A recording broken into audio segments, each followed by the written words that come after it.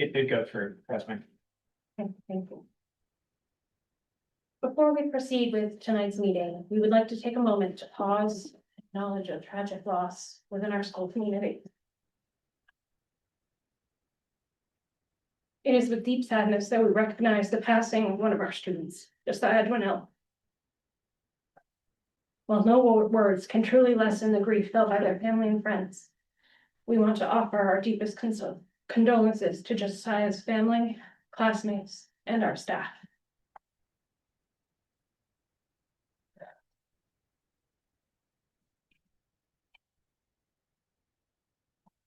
Thank you.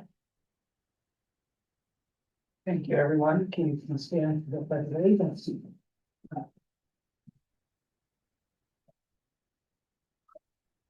allegiance to the flag of the United States of America, and to the republic which stands one nation, under God, indivisible, with liberty and justice for all.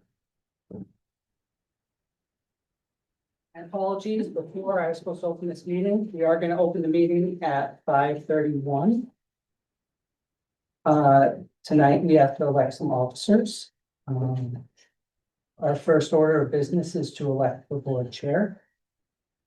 I would like to open it for nominations in the school board. I'd like to nominate Alyssa. A second. Second, yeah.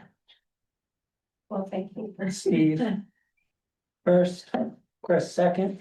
Any discussion? Any other comments? Do we have Jamie and Sarah online? So let's take a quick vote. We do not have anybody online, so. All a voice vote will work. All those in favor? Aye. Any opposed? Alyssa, turn it over to you. Well, thank you very much. I'm happy to serve another year. At this time, can I take a nomination for vice chair? I have spoken to Sarah Vogel. She's not with us this evening. She's ill, but she has been willing to do so. Anybody would be interested in nominating Sarah Vogel? Do I have a second? Second. Thank you very much. All in favor? Aye. Any opposed? All right, she did know this was coming. I hope so. At this time, we do have a board secretary in case Misty is not available or something come up. Is there anyone who is interested in taking that role?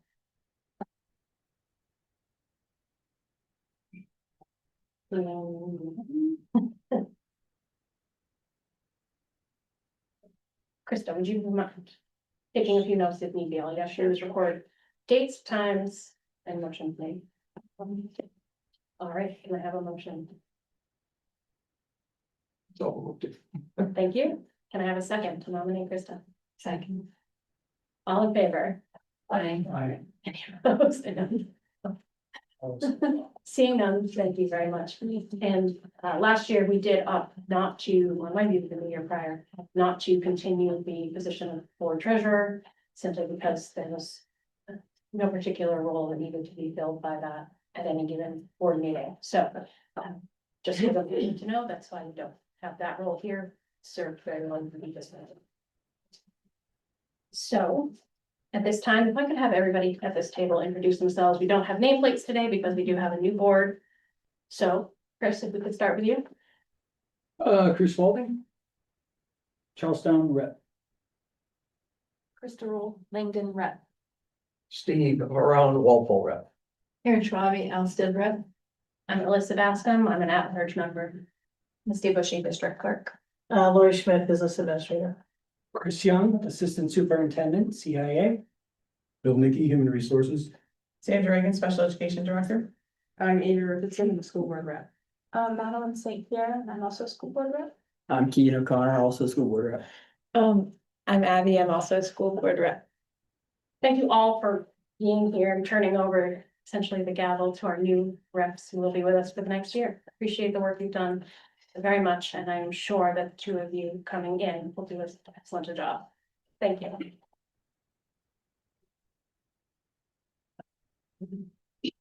So our first order of business is actually going to be our student report. So Excellent. turn to you to sit there. Sit there. All right, so thank you so much. We would like to again welcome Avery Richardson and Madeline St. Pierre as our new school board reps. This meeting, they will be kind of observing what Abby and I do, and then next meeting, we will be observing them and answering any questions if they have them. So thank you for welcoming them. So the past few weeks at the mountain have been very busy and very eventful. Spring is just around the corner and students are very eager for the warmer weather. Along with the arrival of spring, winter sports have wrapped up. The girls' varsity basketball team recently won the state championship for the first time in 41 years. We are very proud of them for bringing that honor to the school. The boys' varsity basketball team fought hard against the Mascoma in the quarterfinals, but were unable to push past them. Both girls and boys varsity ice hockey teams qualified for playoffs, and unfortunately the boys fell short in the prelim rounds, and the girls battled out and lost to Oyster River in the quarterfinals. It was a great effort from both teams. Our cross-country ski team saw 4 students representing Team New Hampshire at big meets such as U16s and Easterns.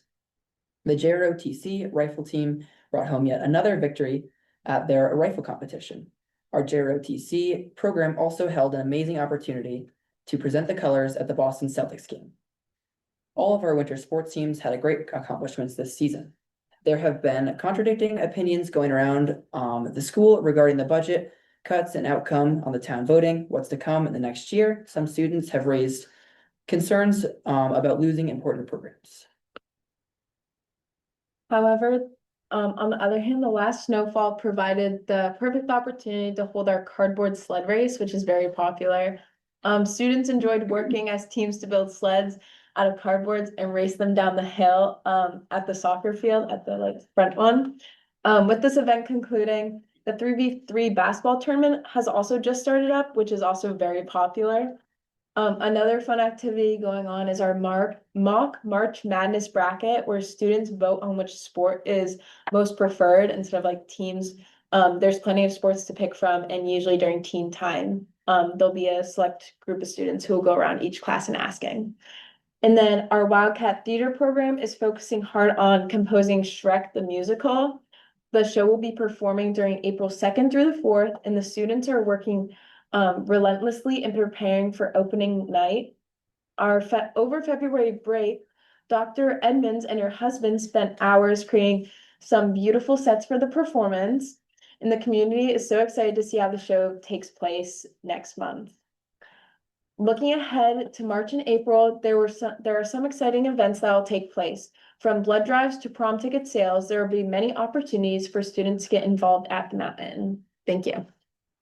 Thank you very much. That was excellent. Appreciate it very much. Any questions, comments? Does anybody from the board have any questions for our student representatives? No, I just always appreciate your report. It really gives us some insight as to what students think about and what's on their minds. So thank you for to the unit reps. 2 quick side notes. One, Madeline had the only goal in our final hockey game, so congrats to you as well. Pretty sure next year is going to be a great year.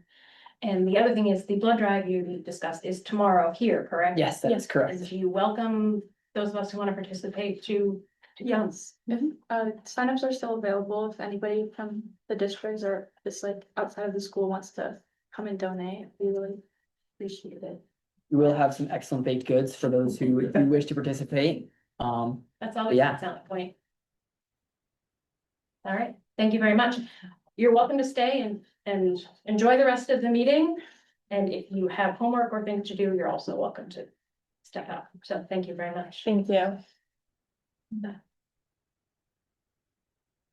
All right, now for some very exciting default budget discussion. I know we've all been waiting with bated breath since March 11th to find out what the recommendations will be and what we'll be able to continue with. So with that, I turn it over to Lori Schmidt. Okay, so Tyler, I'm ready for my document if you wanna.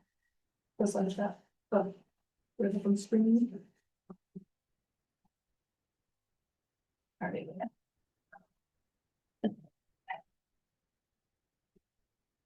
Okay. So let's see, yeah. Yes, Nicole. Okay. Yeah, so actually, yeah, we have handouts from this.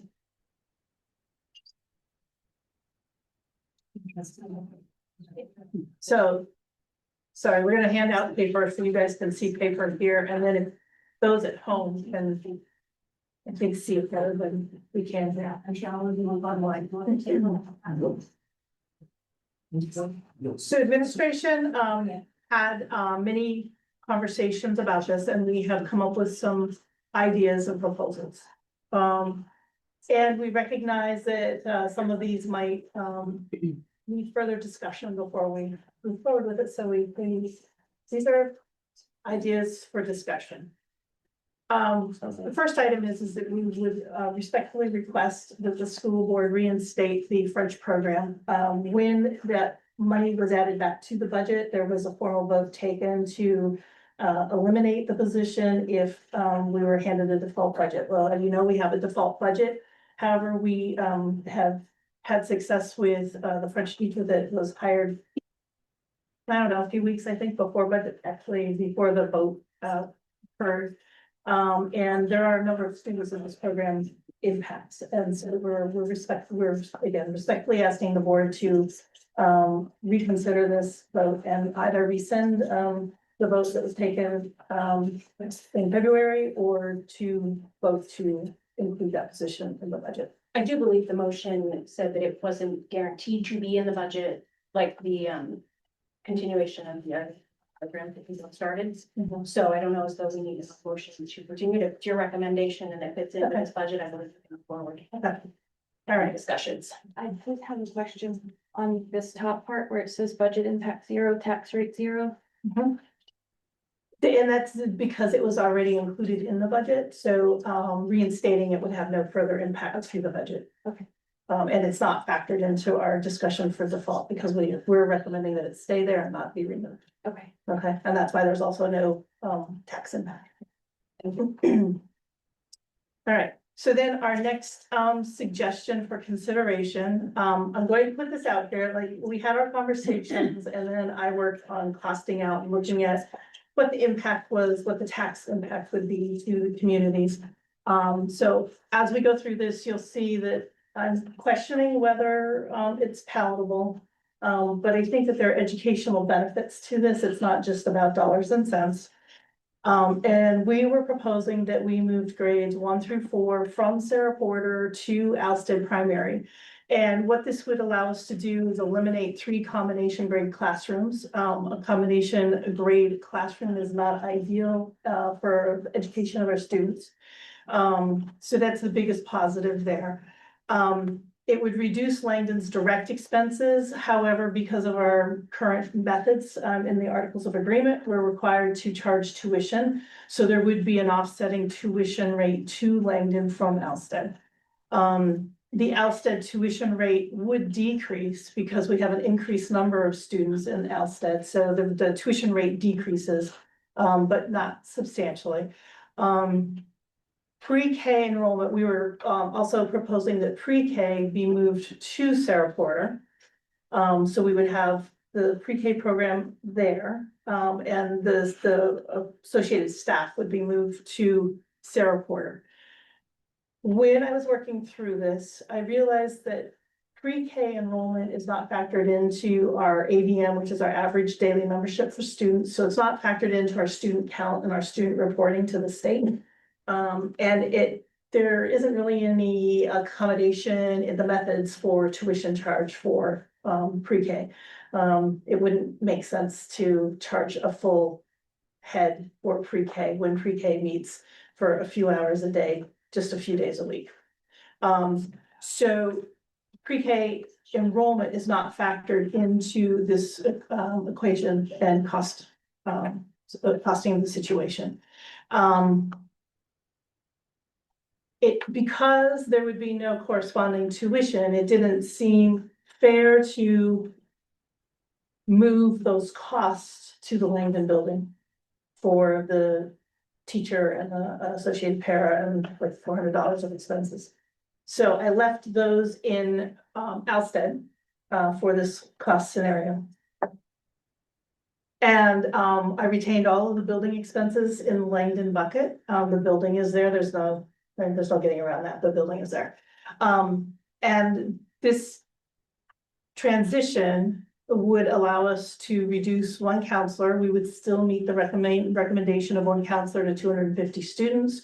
But there'd be less travel involved. The majority of our students would be maintained on and reside on the one campus.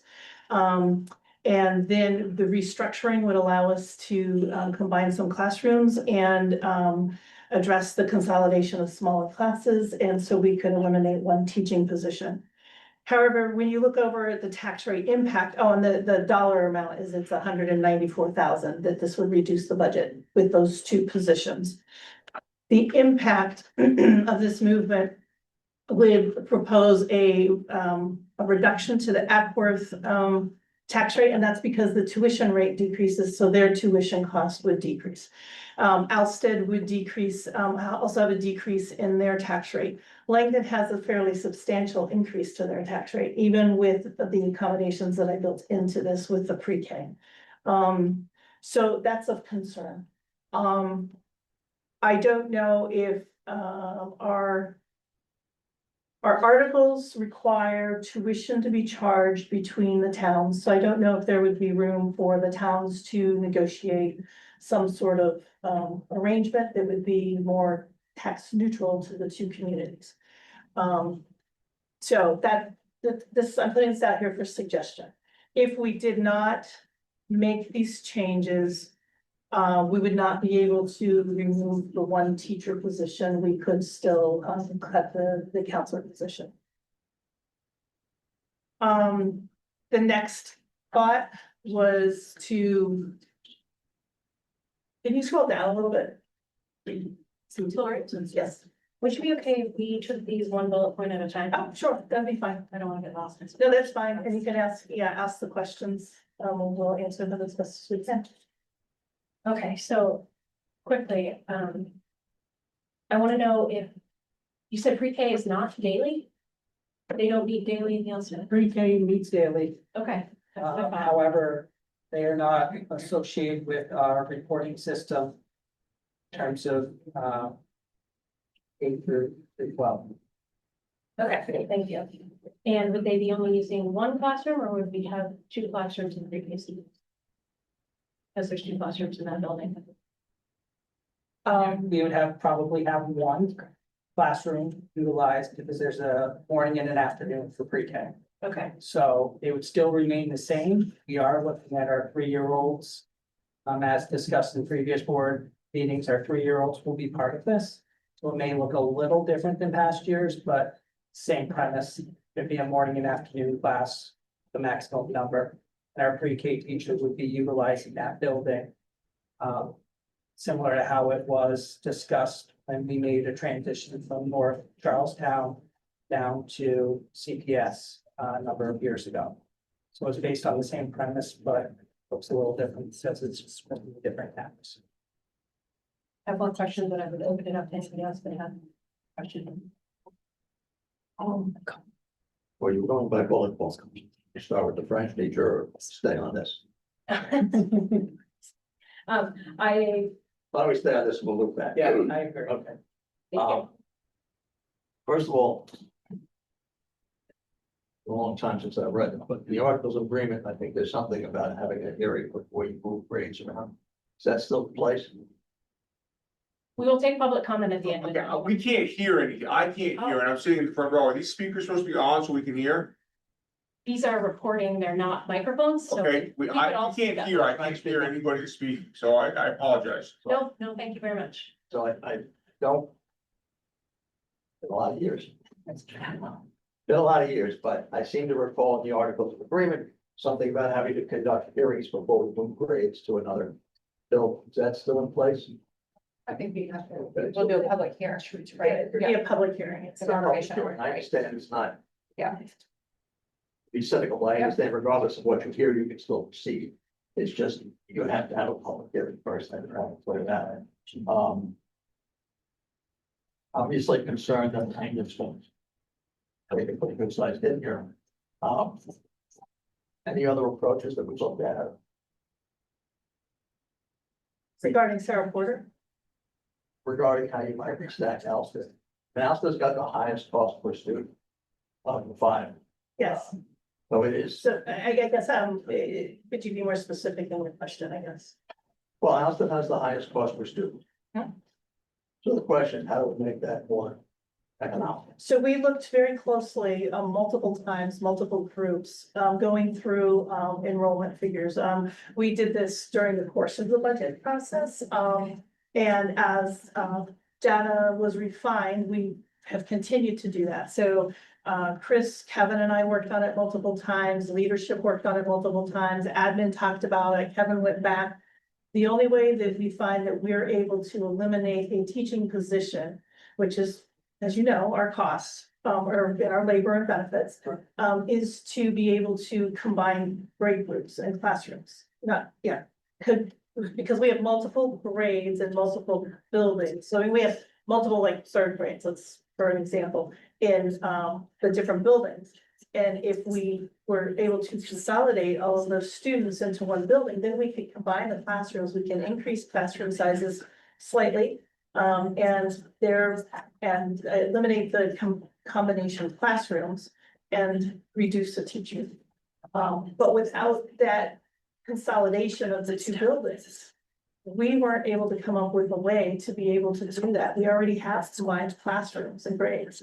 So You have combined classrooms and grades for Alston primary, We will for next year, bills for next year, propose to have our 3-4 as a combined class. 3, 4, and 5. Correct. Of course, we've had combined classes at Worth and Langdon for 3 years, correct. Okay. and this year, don't we have a K1 combined classroom at APS? Yes. So we are combining where we can and where it's, manageable or reasonable for the students of the grade groups and teaching. We weren't able to come up with another way to eliminate the additional position. Just, I haven't hashed this out, I'm just off the top of my head. If you send Langdon students to Walpole, would that enable you to consolidate Alston primary and finals? And actually close the building, because in this proposal, you're not closing the building. Still operate all 3 buildings. We are not allowed to close a building without, community vote. So we're not able to close. So that's ultimately why our thought was to move a grade up there. Still meets the letter of the law. It talks about economy of scale a little bit more. And is able to initially have a conversation around consolidation and what it could possibly look like as we move forward. So, I know you can't close Sarah Ford if it's in Langdon. correct. The articles of agreement prohibit you from closing Alston primary. We must maintain an elementary school. You have one finals. I believe it says any building, any element as well. It's empty. I'm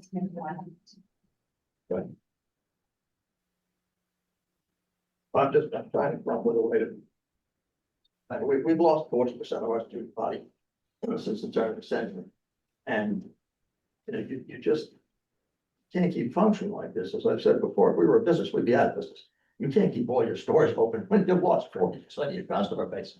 And that's effectively what we're talking about here. So, you know, is there another way to deal with this? Are you talking about closing North Walpole?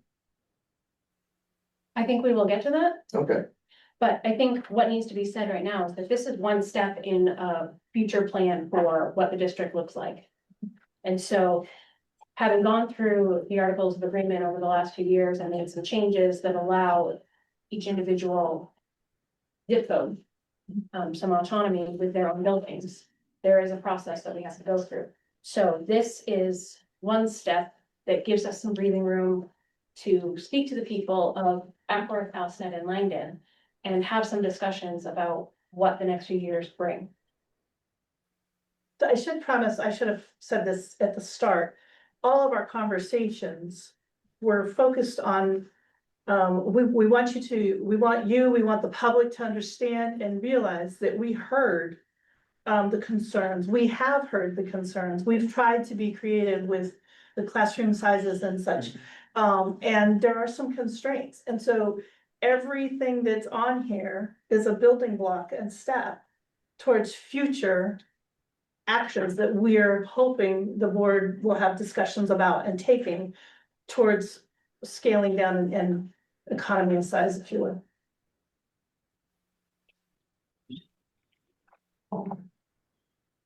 But we are, you're proposing it to close North Walpole? And we think that's that before, so yeah, We will get there. We'll get there. Keegan? Oh, yeah, I might be misinterpreting this, but if we're moving like Sarah Porter to Elsa Primary School, how many students would be there?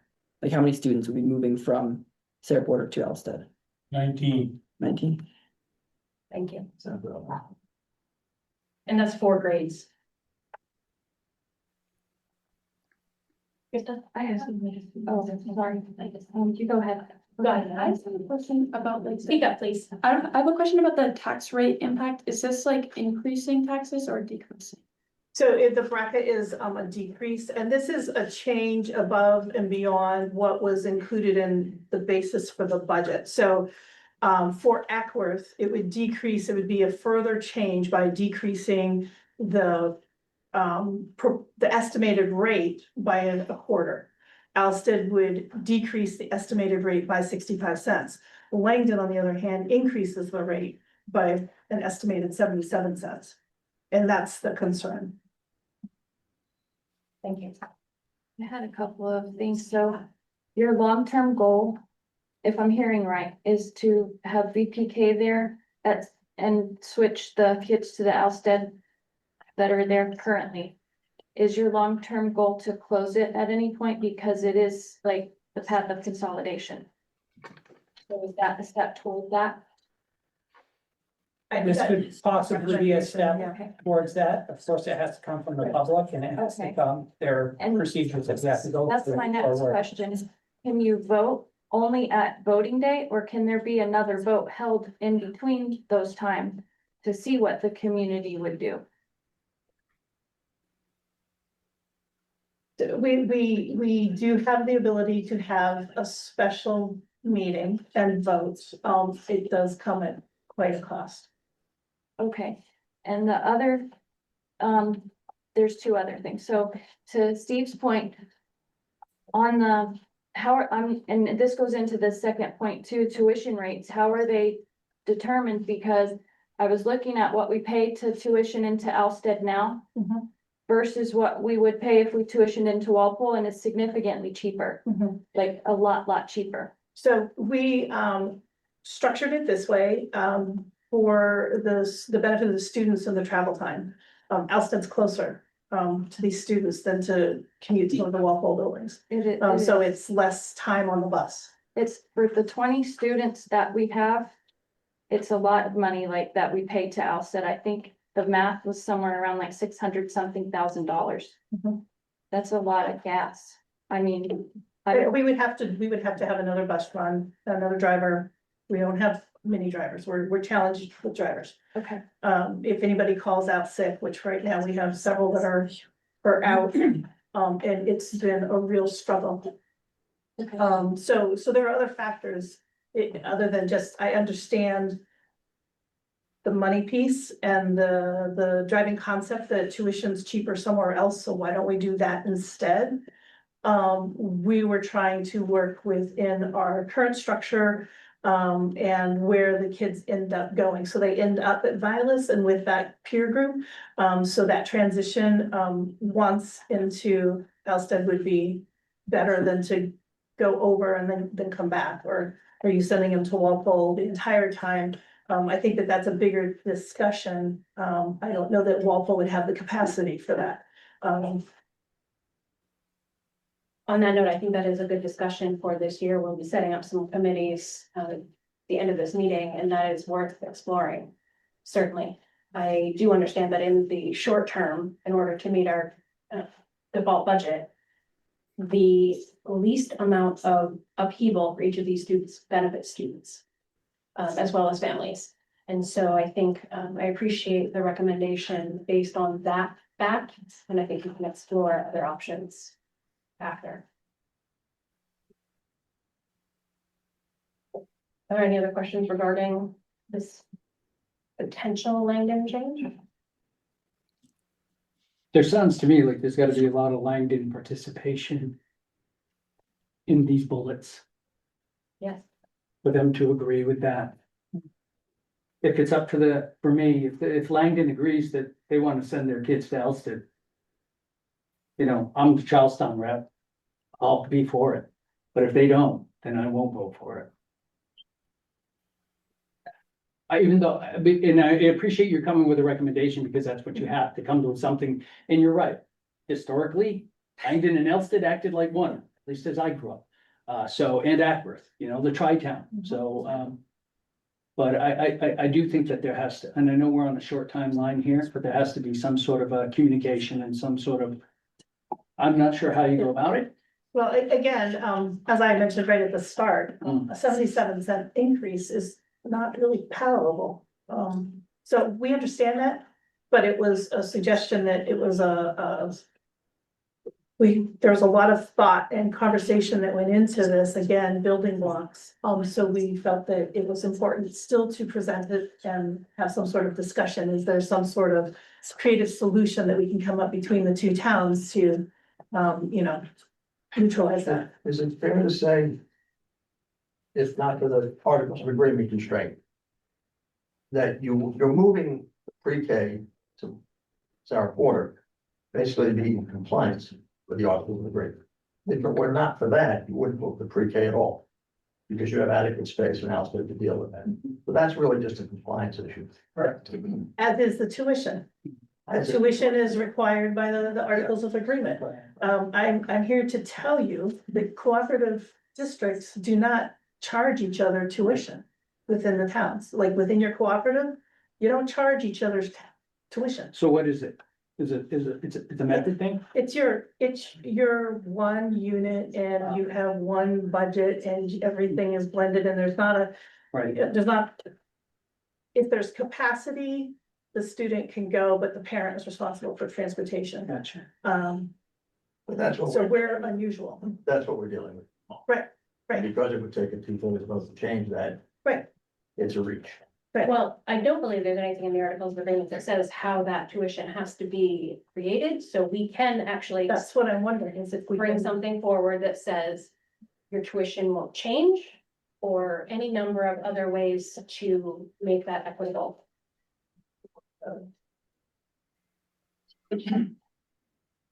We have done some looking at it with the legislative changes that are coming, and so that is the case. So this is not to say that the tuition has to be done exactly that way.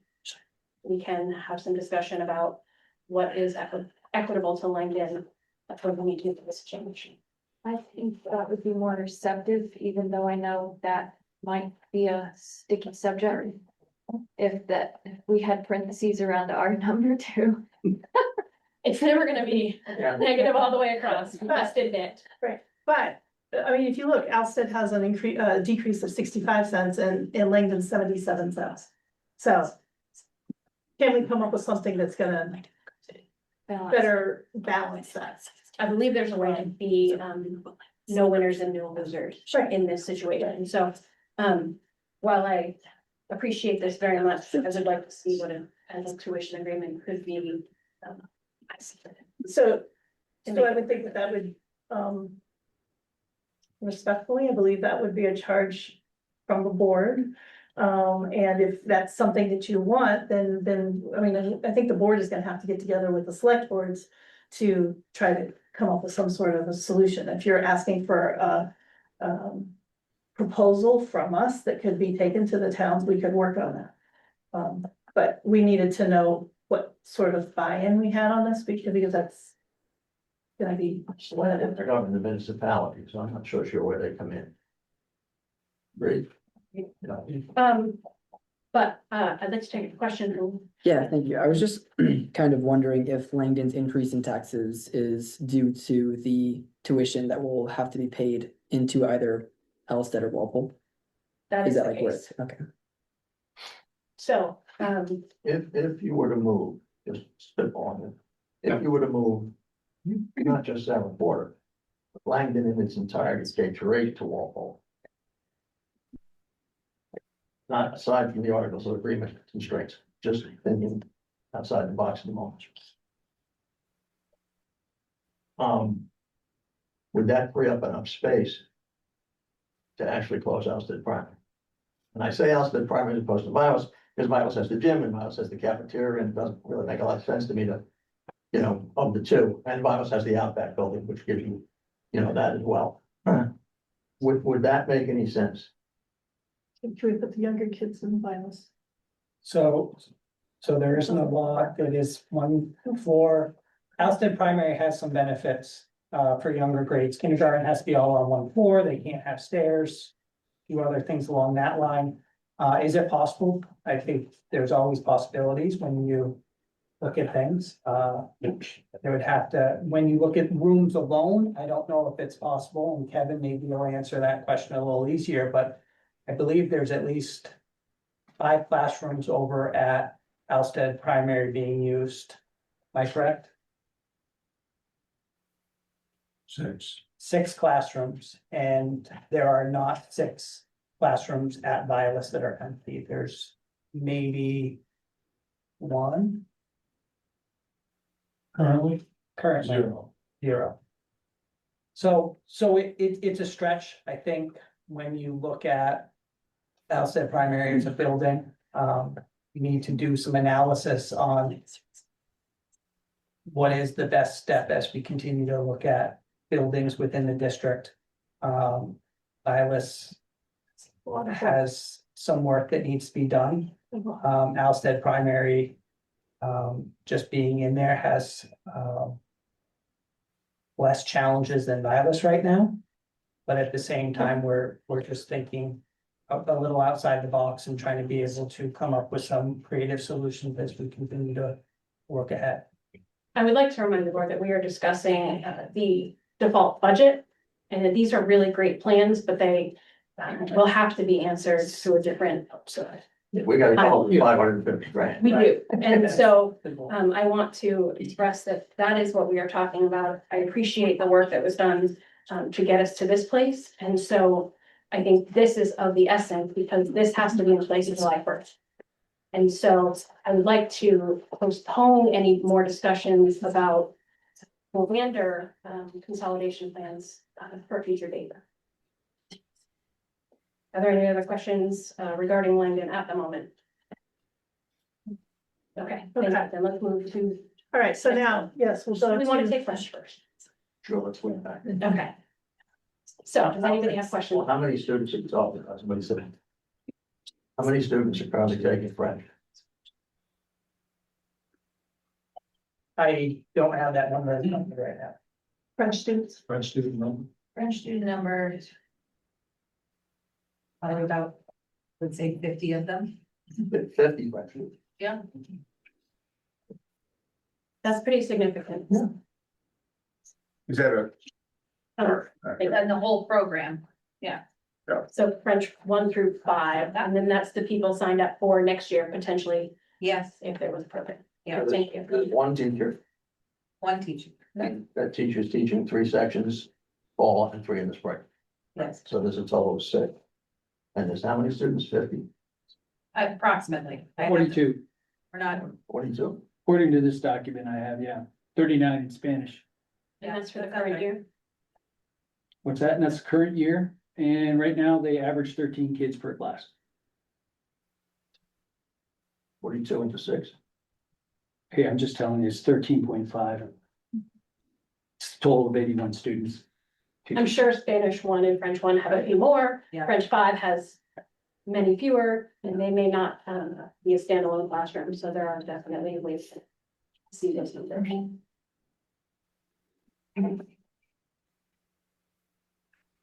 Okay. All right, Any more questions? Do any of our student reps have questions about the French program? Seeing none, thank you. We will move to bullet point 3.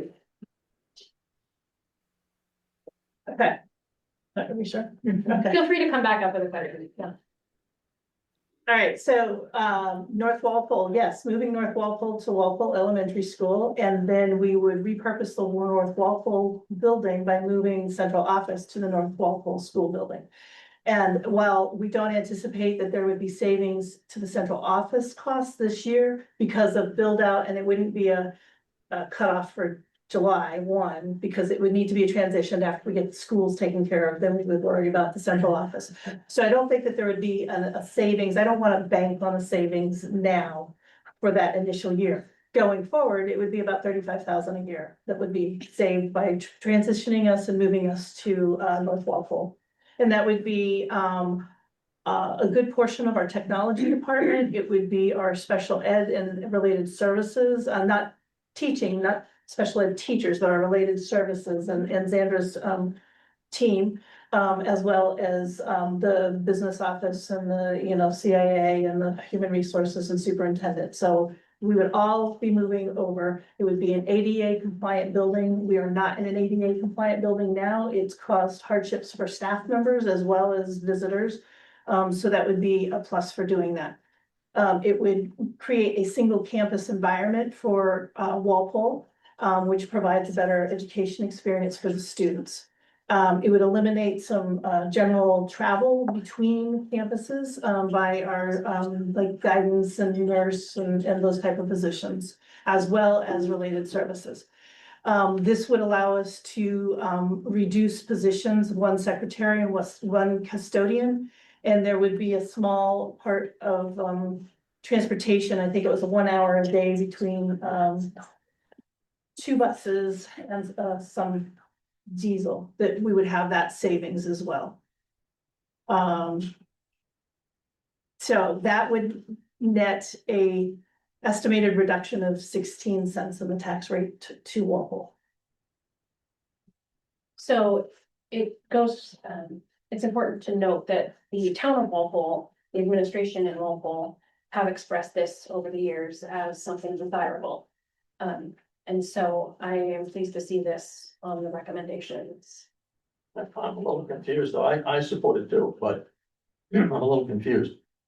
We can't close Alston Primary because of the Articles of Agreement, but we can close off Walpole because of the Articles of Agreement. Because that's because we took them out a couple of years ago. Is that what it was? We removed that building from the, yeah, okay, so that's why it's okay. And we'd still have the elementary school. And Yeah, no, I'm just making sure we're compliant, that's all. I like the consolidation. I'm not so sure I like the repurposing, but I do like the consolidation. I think it's a good move. The repurposing makes sense, knowing that the North Walpole School is actually the most central school in this district. And so offering that space to people who work district-wide, I think is a smart. We'll work there. Yeah, I'm just wondering, and I know Xandra and I talked about this maybe a year or so ago, about the possibility of leasing that building out to an added district placement provider and enabling us to become more cost efficient with those costs. And does that make more sense than the savings that we would get simply by getting out of Langdon? I just don't see right now, the viability of that. In sense of anyone taking that on staffing wise, people are struggling to staff these out of district placements as it is with the staff. So I don't know if we find someone that would create that, like I know we couldn't create it right now on our own. But you were talking about. You'd have compliance issues with, what's the word I'm looking for? Well, sorry, but I know, talking to Tom Lonnie, he thought that we could find an added district placement provider that already exists that would operate another location. Yeah, I can't speak to that. The other thing I can tell you is what the conversations we've had with our out of district placements, they're struggling to staff their own placements right now. So I don't know if they have the ability to expand, but they're not wanting to, but I don't think they're ability to. So. I have questions. What comprises the 35,000 savings? rent, electricity, the internet, phone. Seems like there was something I else. thought the rent was pretty. Rent's 13,000. Plus the rent's 13,000, makes sense. Why do the other expenses not moving? We already have expenses there and you'd be eliminating, the other expenses move. But we're eliminating those expenses in one building because if North Walpole is going to Walpole Elementary, you don't have expenses associated to Walpole, North Walpole. The expenses related to central office would shift, yes, there would be expenses, but there's an overall budgetary savings. And anticipated of 35,000. So what types of things get you from 13,000 to 35? Electricity, network, like internet, phone, and snow plowing, there's a little bit of snow plowing. There's disposal costs. Those costs exist now because we're operating it as a school. If we were to mothball it, what goes away? The school, We're not, if we just as not, we did with North Charlestown. If we mothballed, North Walpole, tongue twisting, wouldn't those costs predominantly go away? yes, that's why we have savings, because those costs will go away. We still have costs associated with the central office, the same, we still have our internet, we still have phone, we have a larger phone array than North Walpole does, as well as internet, electricity. We're still gonna have to pay water and sewer if anybody's in the building. So there, Was the only difference the rent? no, because we're going to eliminate one building, the cost for one building is gonna be going away. If we leave Langdon, it's not our building, we don't own it. Right. It's not even being mothballed, it's gone, it's out of the scenario, we no longer have those costs. Right. Costs associated with North Walpole are gonna go away for North Walpole and for Walpole. Because that's going to be absorbed in the Walpole Elementary School. Your water and sewer will likely go up. I don't anticipate electricity would really change. Your disposal might go up some. There's not gonna be any increased cost to snow plowing, so those costs are gonna transfer. They're gonna go away for Walpole. But we're still gonna have those costs for the central office Right. functioning. Right. Because we're still utilizing that building. The costs are still gonna be there, but we are eliminating the costs for one property. So I think to clarify, so this is a budgetary savings, but not a per attendance area. It hasn't been broken out yet. Yeah, That's why it yeah, would affect yeah. each individual, like Walpole's cost right now, then Right. the districts will change. So it hasn't been working yet. Correct. Okay. So Langdon will lose the 13,000 in rent. That particular thing, so it would make our costs go up. Langdon Town, Town. the Town. yes, town would lose the rent, yes. Okay, We rent from the town office building. So Okay. it goes directly to the town, has nothing to do with Langdon's education rate or sort of. okay. It's all through the methods, not the direct costs. It's all one tax bill as well. And in Langdon, it's all one tax Yeah. bill. I mean, I absolutely right, it's segregated. But left pocket, right pocket, it's still the same tax. But they could then fill it, so there's plenty of options. Are there any other questions regarding North Walpole to? Can I just make a statement? I'm here with COVID at home. This is Sarah. And I just want to put my little 2 cents in on the importance of having our central office be handicap accessible. And the fact that it's not handicap accessible right now, I think is absolutely unacceptable. And having it moved to a building where it is where anyone can get into the building, and get into where the business office is, where the superintendent is. I mean, I know the special ed office is on the first floor and that is handicap accessible, but there's more than just special ed people that want to come to central office. So I think it's very important to move it to someplace and if we have the space in a building that we already own, it only makes sense to me to not be paying that rent and paying that extra, paying another set of electricity and plowing and all of those things. I feel strongly about that. I apologize for being a little bit late. My COVID is making me not do a real good timekeeping thing. We're just glad to have you. Mm-hmm.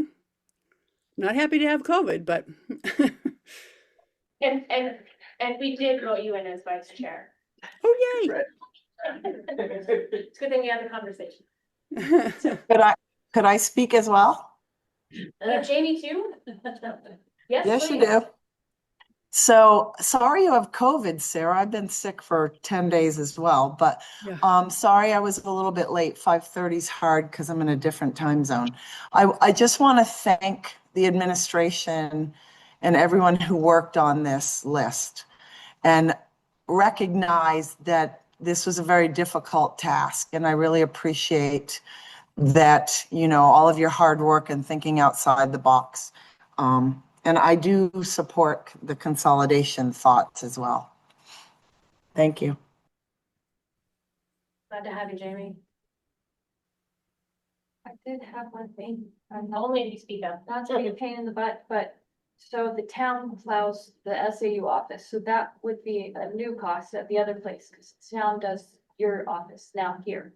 There are some minimal plowing costs, salting and shoveling and such that our staff do. Okay. So, and we already have plowing costs at the other building, so that would still continue. Okay, right. Because, and that wouldn't change because we're still gonna be required to maintain the road that's the town road that goes through our parking lot. We're still gonna have to have the parking lot, still gonna have access to the buildings. So there won't be any savings there. It'll just transfer. Yeah. Okay. Thank you. And I guess as an aside, we do need to notify Langdon if we wish to make any changes to our lease. We need to notify them by April 1st. So I was thinking through that. We don't have another meeting before then. Yeah. Okay, so that'll be. Shortly. Were there any more questions about North Walpole to Walpole Elementary? I just skipped over that a little bit. So there are some things that we still need to consider and work out, like, the play structures and, there were some other factors, but. I believe that administration has looked at that and feel confident that we can manage it. So Justin.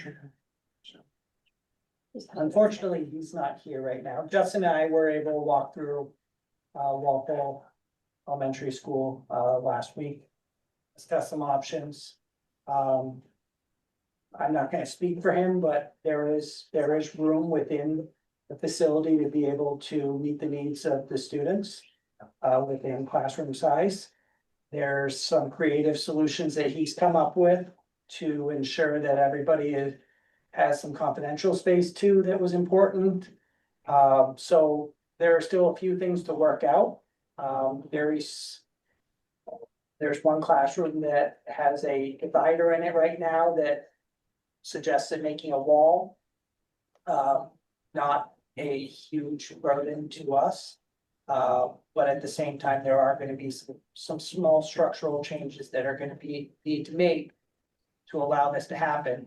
I think if this is palatable to people, he would continue to have those discussions with his staff to ensure that they're part of that ongoing communication and make sure that their needs are met too, so that students are gonna be keeping that transition.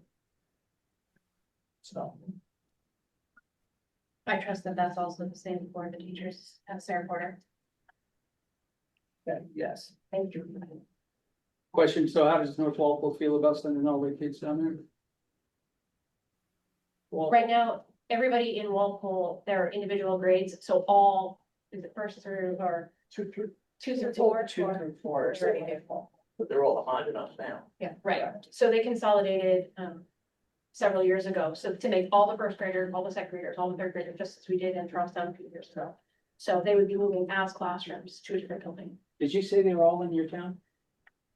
Cause I was gonna say, there was quite a debate years ago, North Charlestown didn't want to send their kids to primary school, so I was concerned with how North Walpole felt. For the North Charlestown children attended. North Yeah, Charlestown. but I was just wanted to know, because there is quite a dichotomy between North Walpole and Walpole, so I wanted to know. We how- voted that out years ago. Making sure. That was changed more than 9 years ago. Right, just want to make sure everybody's happy.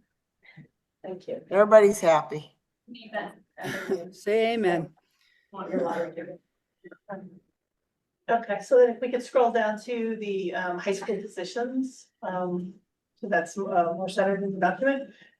We looked at the high school positions and we're recommending that we eliminate one English teacher position. That will still leave us with 4 positions. We're recommending a reduction to the bookkeeper position to 50% and to reduce the media specialist position to 50%. And that will still meet our Ed 306 requirements. There's, again, we vetted each of these items with the full administrative group, where we had a very thorough, open discussion with, each of the administrators in the room. And again, these are recommendations that we're coming up with.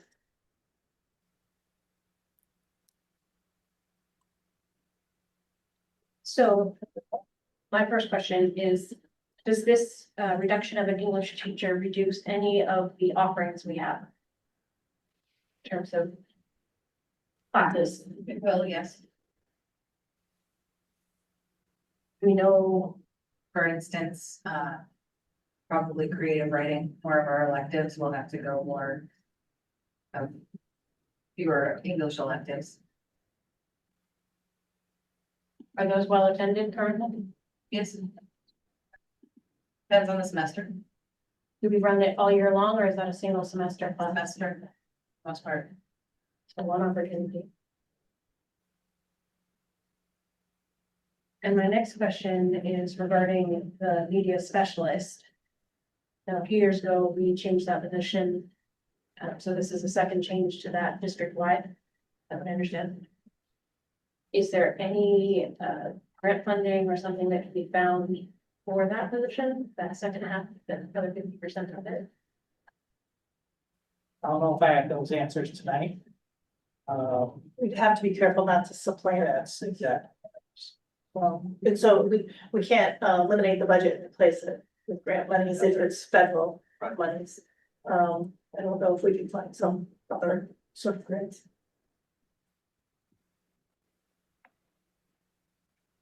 I personally would like to see that considered. I don't know how anybody else feels.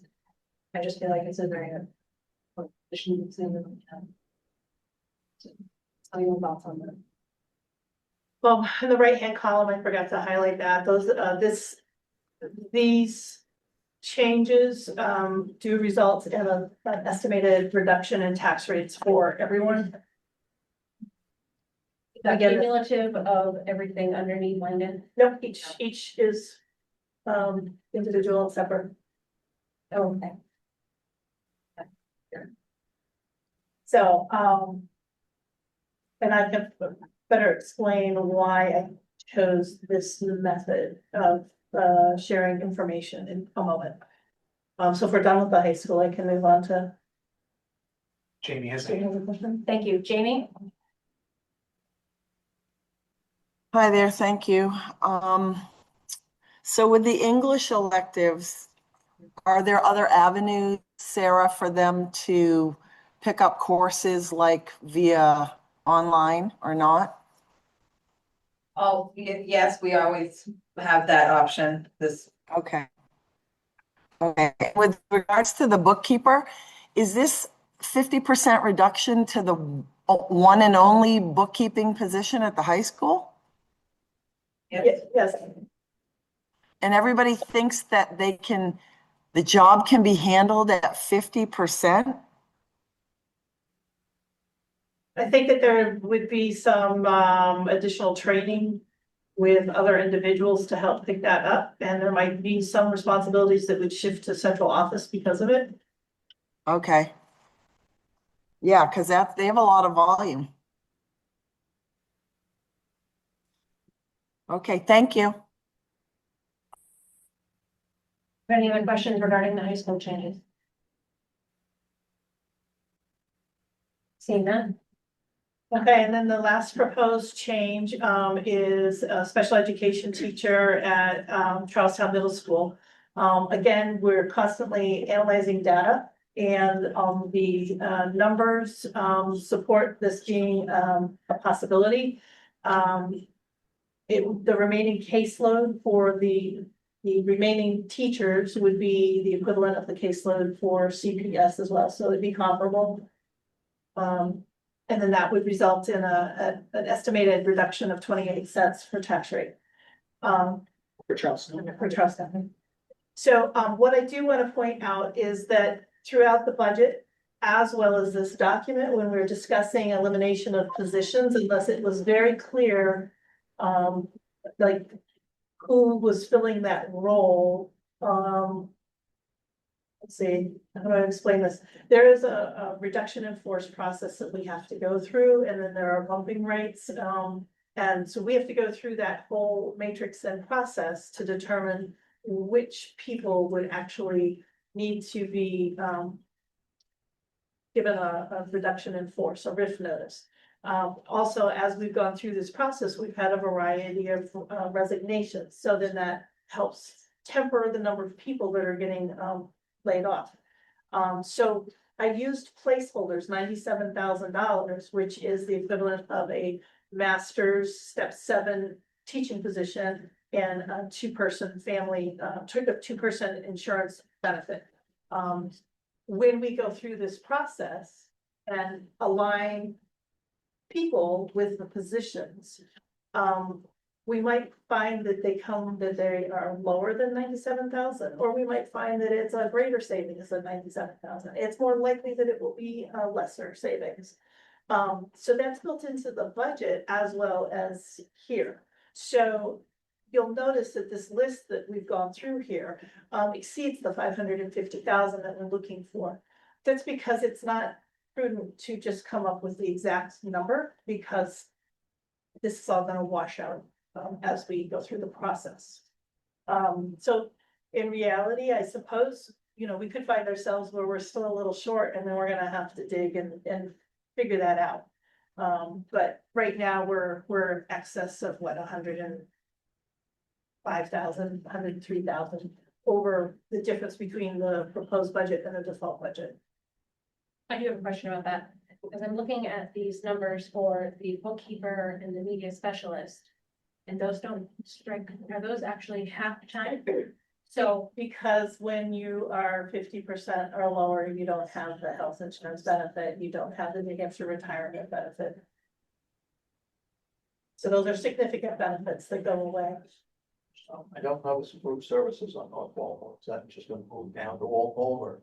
So food services, that didn't get it included in there because it's contracted, and we are still working with the provider to determine what that would look like, and that's also not built into the budget because it's not it's a special fund, it's not a general fund item. Sure, except for there's a lot of money. So if we become more efficient, it goes less money. That aspect of it isn't funny. If you lose a lot, 200,000 over here, somewhere in that neighborhood.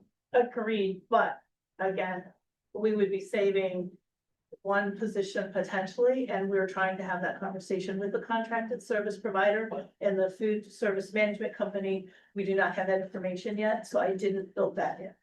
So there might be an additional savings there. There's That's not factored in. an opportunity, depending upon whether or not that person would have to come down. It's more meals, obviously. It's more meals, and I don't know if their current staff would be able to handle the volume, the increased volume. I don't know what the lunch serving cycle looks like with the additional students. So those are unanswered questions that we have reached out to the food service management company, and I did not have that data. So to me, it's far more prudent to not bank on savings until I know it's going to be there. Okay. So. Well, and it's not gonna be a lot, Yeah. because really what you're gonna save is maybe some on admin fee and hours. If they cut the position and they don't cook on site there anymore, right? They move it. At Walpole Elementary, yeah, well, no, at North Walpole, they are cooking on site, I believe. Okay. I just, it's, and to your point, it's special revenue. So where you'd save it is maybe in the transfer to cover losses. Yeah. Right. Yeah. I don't think it'll be a lot. Oh, No.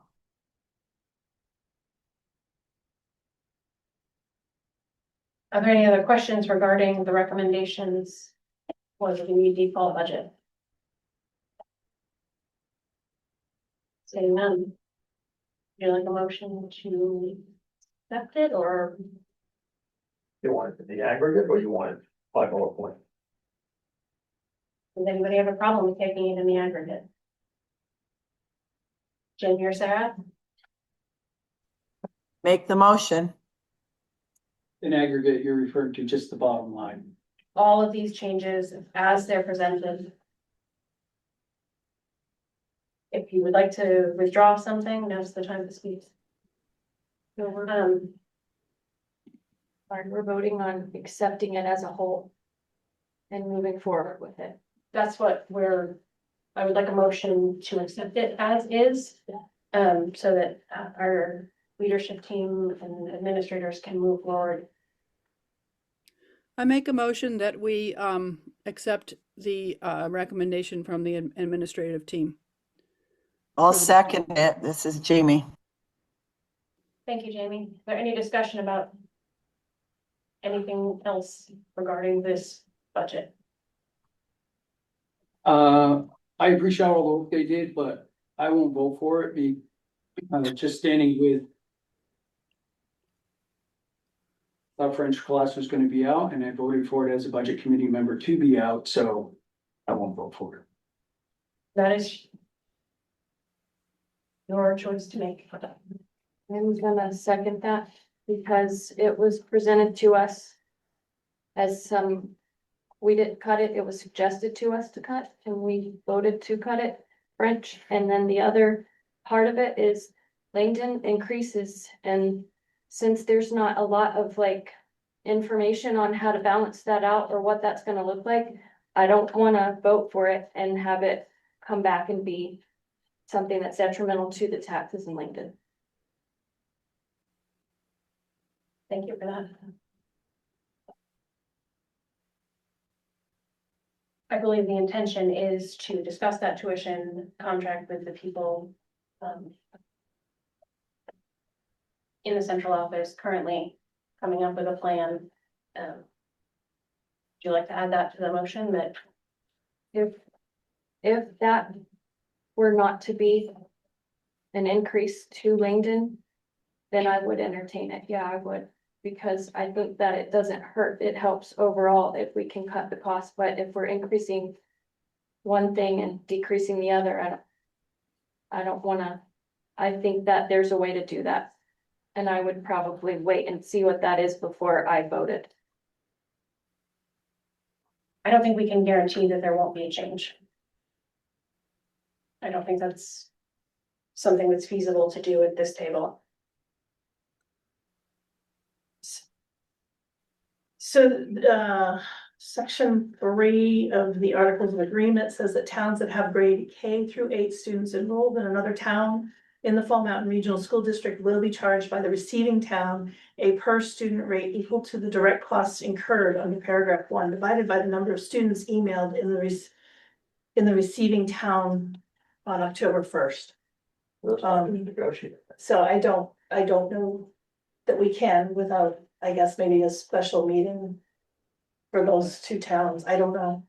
I just, But I just, it's very specific about how it's calculated. What bullet number is that? It's 3. I think so too. I think it's supposed to be, It's probably a typo of the same. I do appreciate all the work that went into it. I know it was a lot to try and scramble because of how everything came out on voting day, but I don't really want to vote for an increase to Langdon after all the other things that have happened, and I can't be okay with that. Even though I get the logic behind some of it. I can't vote yes on it. Can I ask a question? Right. If the preschool is going to be in Langdon, won't Langdon get some income from the preschool being there? No, the pre-K isn't included in student enrollment, reporting to the state or anywhere else, and it's not, we don't have like a tuition rate for the pre-K. That might be a way of that might be a way of balancing this out. That would be something that would be balancing it out. I just knowing that we already pay the 20-something thousand per student to Alsted when we could be paying 18 if we went to Walpole. And then having this on top of like that, and it would be more, I can't vote for more money to come out of the pockets of Langdon.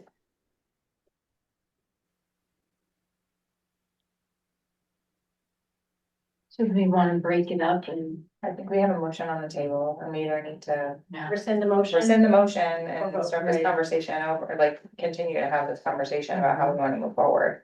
Or vote and then go from there. If there's a desire to change it to looking at each individual thing by itself, each individual point by itself, I would be happy to rescind my motion. Jamie, will you rescind your second? You're muted. I can You're see. muted.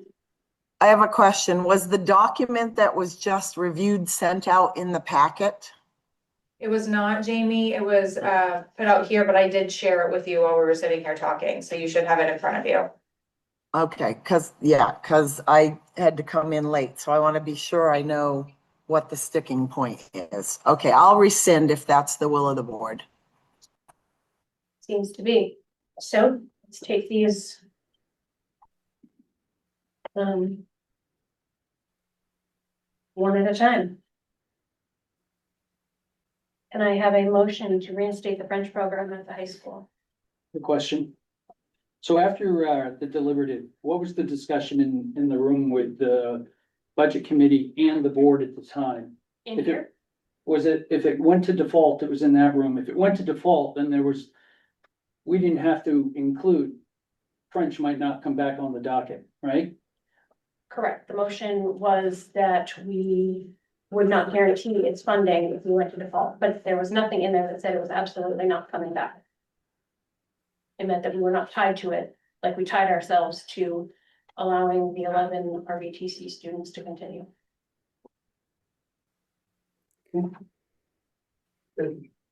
I'll ask the question again. How many students are in French? It's 45 to 50 for next year. 45 to 50. In 6 sections.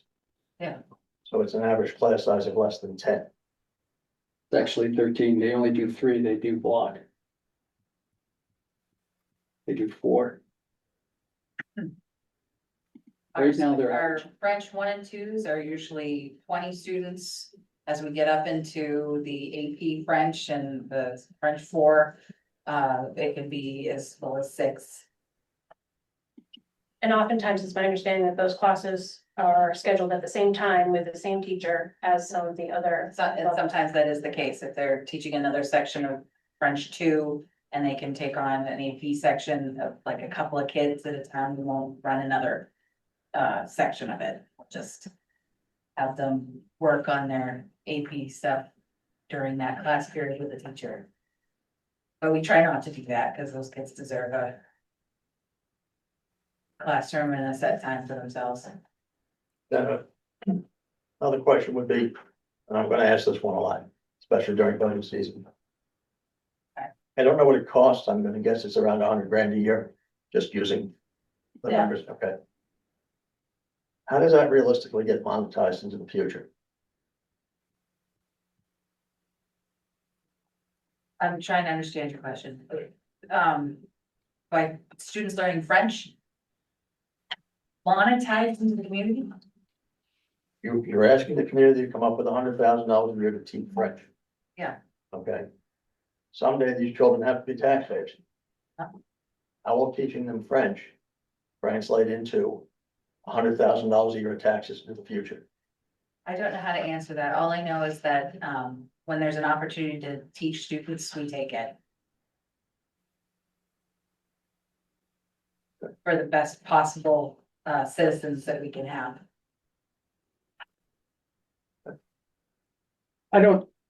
I agree with what Sarah says, but at the same time, I go back that the average class is 13. Right now. The state, we know is 30. We need to get up to 20. I thought French was being reduced for some other reasons that we know Spanish, there were some reasons that were put out there. That being said, that is hopefully a direction this board and the administration are looking to is in the future here, that we need to have more kids per class. So right now we're standing at 13. So when it comes to a vote, I won't be voting for including the French. Jamie?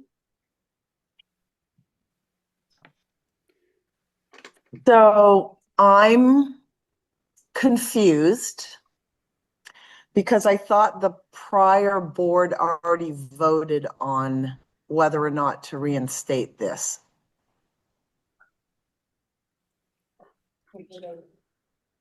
We voted on if it was default, we weren't, right, so we're bringing back a recommendation to put it on your place.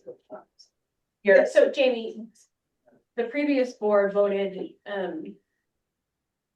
that if we went to default, it was not guaranteed in the budget. I thought it wasn't, I thought we voted to not reinstate it if we went to default. That is not how I recall. Do you want to pull up the minutes? Madam Chairwoman. Yeah, I think the rest. I misspoke. It is 50 students per semester. So 100 students over the course of the year are enrolled in a French class. Yes. That's good. I'm sorry for my Thank you for clarifying. speaking. I think we're still recommending. Can I clarify some clarity? So our original, part of our original recommendation was based on the fact that we were having a difficult time, I think, filling the position. We were able to fill it. We have the enrollment. And Jamie, to your point, we're coming back and respectfully asking the board to reinstate and reconsider this position. Okay, thank you. Well, thank you for the clarification. That is not how I recall the motion being. So what was the motion last, after the We deliberative? didn't pull it up. This one? No, after the deliberative. You have to give me a minute.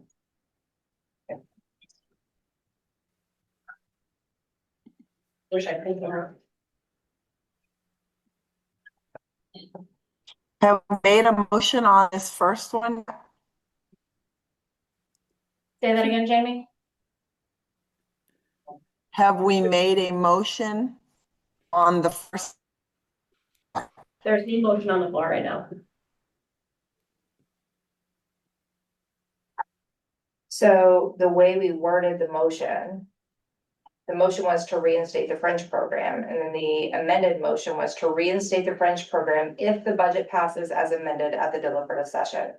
That's the vote.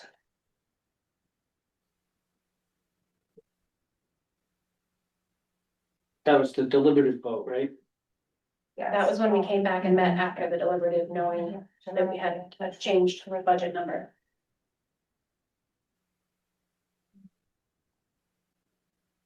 I don't recall that. Probably hinging on the default budget.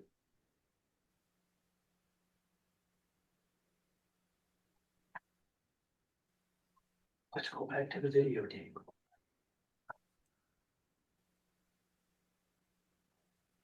So. Well, I do believe changes can be made by this board, so if we are being asked to reinstate the French program, it is a whole new motion on the table. And so I am happy to entertain the administration's recommendation that we reinstate French at Belmont Regional High School. So can I have a motion to do so, please? What's the cost?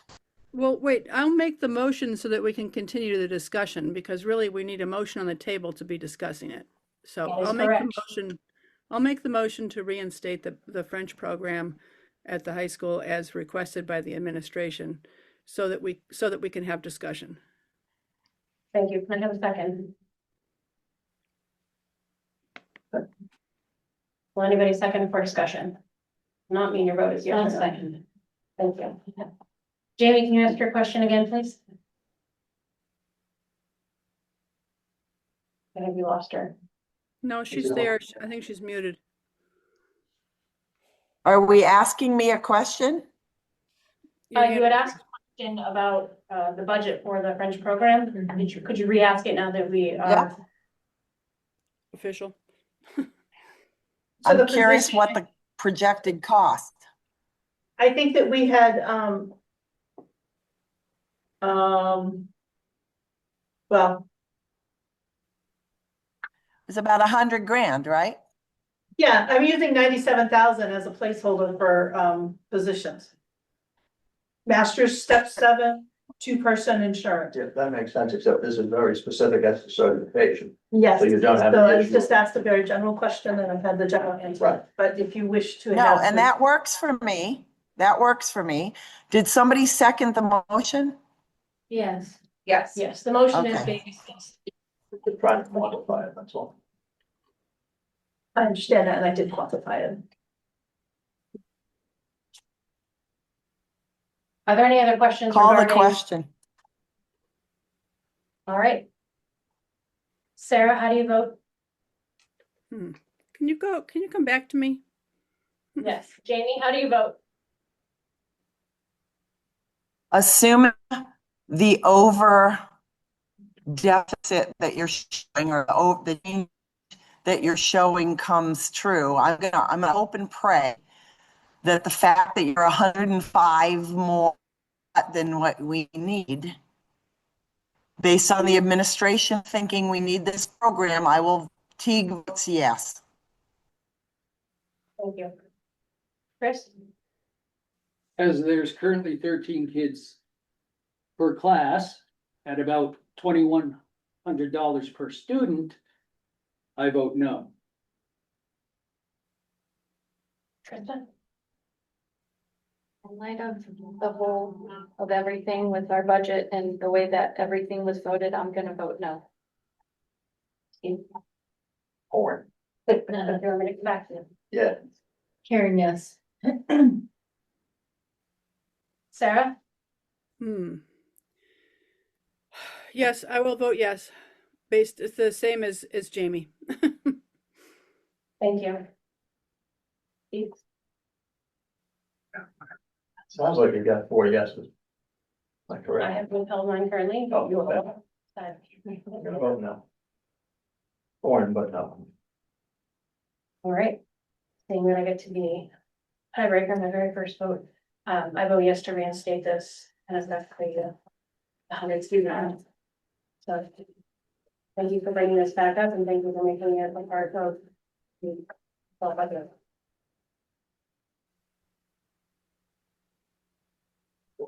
The next item on the default budget list is the move for the Sarah Porter first through 4th graders to APS and the pre-K for the outside attendance area to the Sarah Porter School. Can I have a motion to approve this change? So moved. Do I have a second? Second. Is there any discussion? I have a question. This is Jamie. Sorry, my internet is up and down. Did that down. last motion pass? It did. 4-3. Okay, thank you. So Sarah asked a good question. And if we're shipping pre-Ks into Sarah Porter from all of the district schools, there has to be a tuition charge. So it's pre-K from Alston. Right, but it doesn't, they don't belong to Langen. And But Ackworth students go to well. Yeah, Ackworth as well, yes. It's within the Alstead area, and, I have not opposed to, a tuition charge. We don't have anything in our current framework providing for that, and I didn't think it was reasonable to charge, the rate that's based on the number of students, when the number of students aren't included in that, and that rate's based on a full day program. So The costs aren't. So do the pre-Ks from Langdon go to Alstead now and they're not charged for? No, because they're not, the enrollment does not include pre-K, it's K through 12.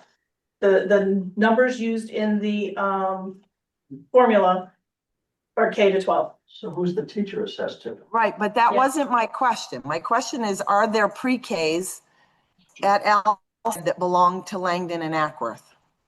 Yes, And nobody, they don't pay any charge for that. no, I don't think they should be paying half rate. It's a halftime program. I would think they should be paying half rates. I think that needs to be remedied. so our costs are based on ADM. ADM is based on K through 12. So that's. I hear I what have you're done. saying So- very much, but there is actually an educator in that room who is Absolutely. assessed to Alstead. Absolutely agree, but if what I'm going back to is like, many of our discussion points and questions is like, does that comply with our articles of agreement? I would just want to, I think having read number 3, and you can read it into the record if you want, we know that it's not at the moment. So moving forward, let's make a change. absolutely. I just was trying to be clear, is Yeah. that a change You are very clear. now? Or is it a change that we need to discuss to come? Can I ask one question? Yes, please. Is there anywhere in the article of agreement that says that Langdon has to send their kids to Alstead? No.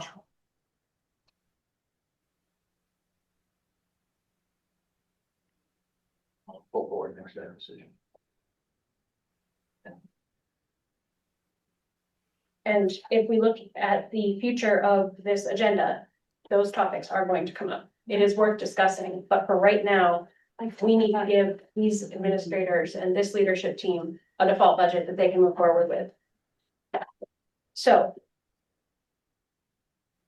Do we want to make a tuition agreement part of this motion? Or do we want a separate motion?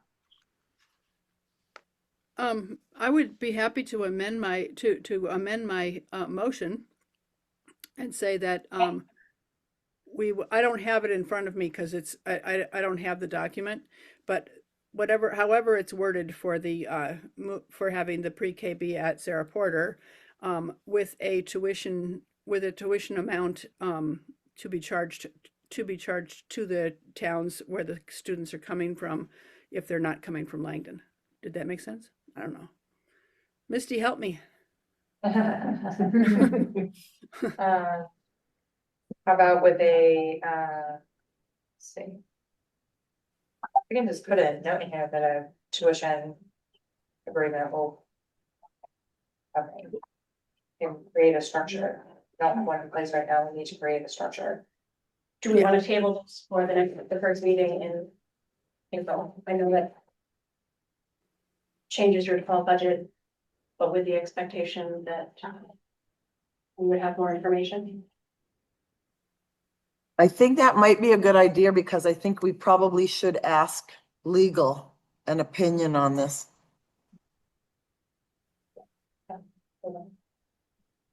Table to next meeting. You need a motion to table it. Give me a motion to table it, to the board of meeting.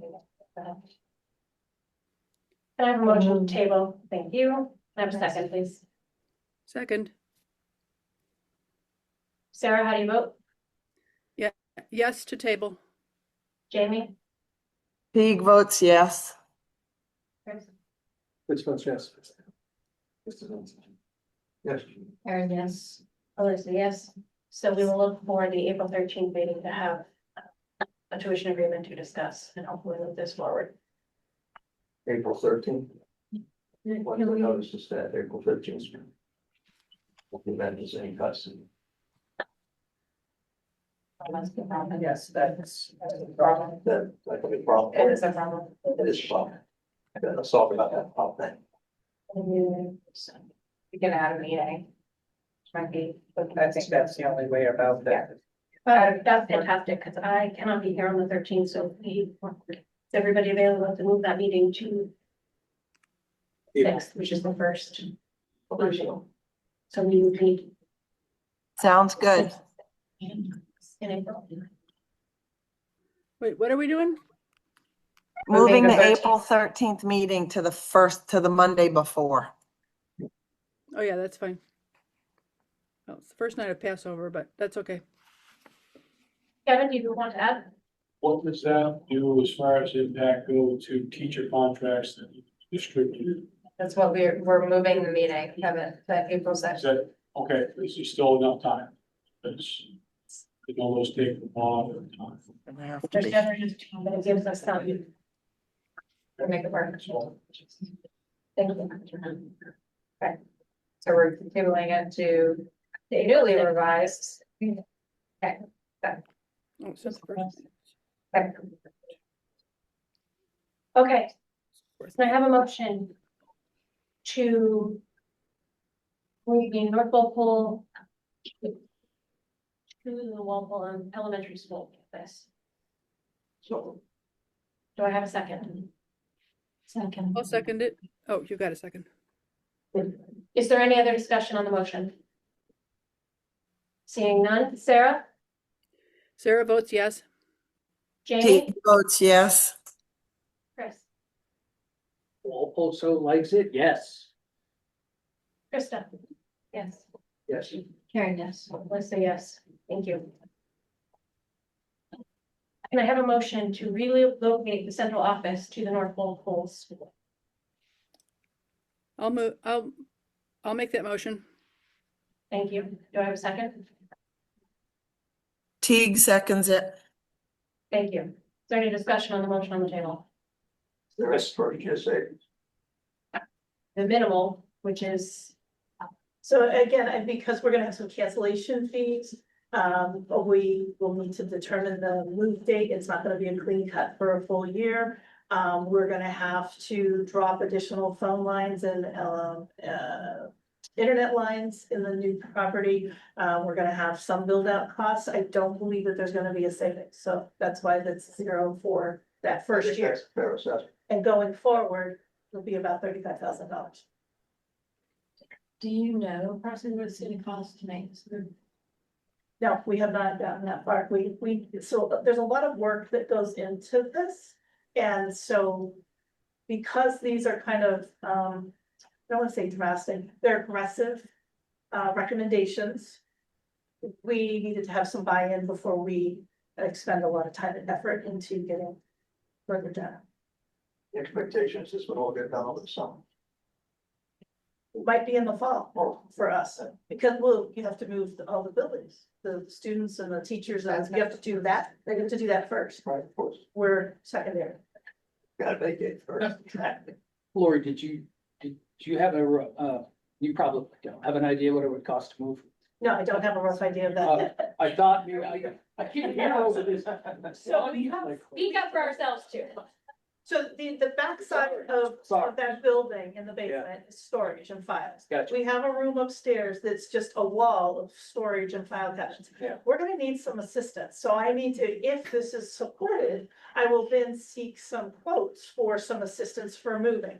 And then we can start looking at, what it is for, build out, like, we could walk the property and like, with a different eye and not as a classroom setting. And really ascertain what would we need to do now to move in versus what we can phase out over time. Sure. So all of those factors will go into what the cost is. I do have the termination fees, but for our phone and electric, and internet, because, those were easier. Except for those are based off all year. When do, So our we've been there a phone, long time. our phone and our internet, are funded through E-rate. And that's a bid process, it's every 3 years and award. So our contract on those services, we have an additional year. So there is a termination fee for those items. I And that's guess my, building specific. Yes, my question is that there's gonna be a cost to this that you're not showing yet. And that's yes, gonna hit the budget somewhere. during this school year, Gotcha. which, I mean, we would need to enter into contracts, Gotcha. so. Thank you. Does the current space lend itself better as an office or just functional? It's No, not because busy. it's not accessible.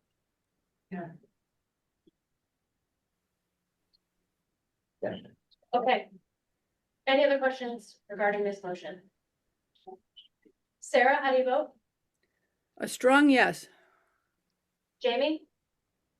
Teague votes yes. Chris? Chris votes yes. Speak up, please. Krista votes yes. Thank you. No. Karen? I feel like there's more information needed for this one, but, Say maybe a year out. yeah, But not really. yeah.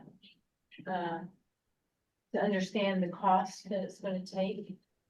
And does it make sense for that building? To be placed? I'm gonna have to say no, because I don't feel like I have enough information. The motion passes.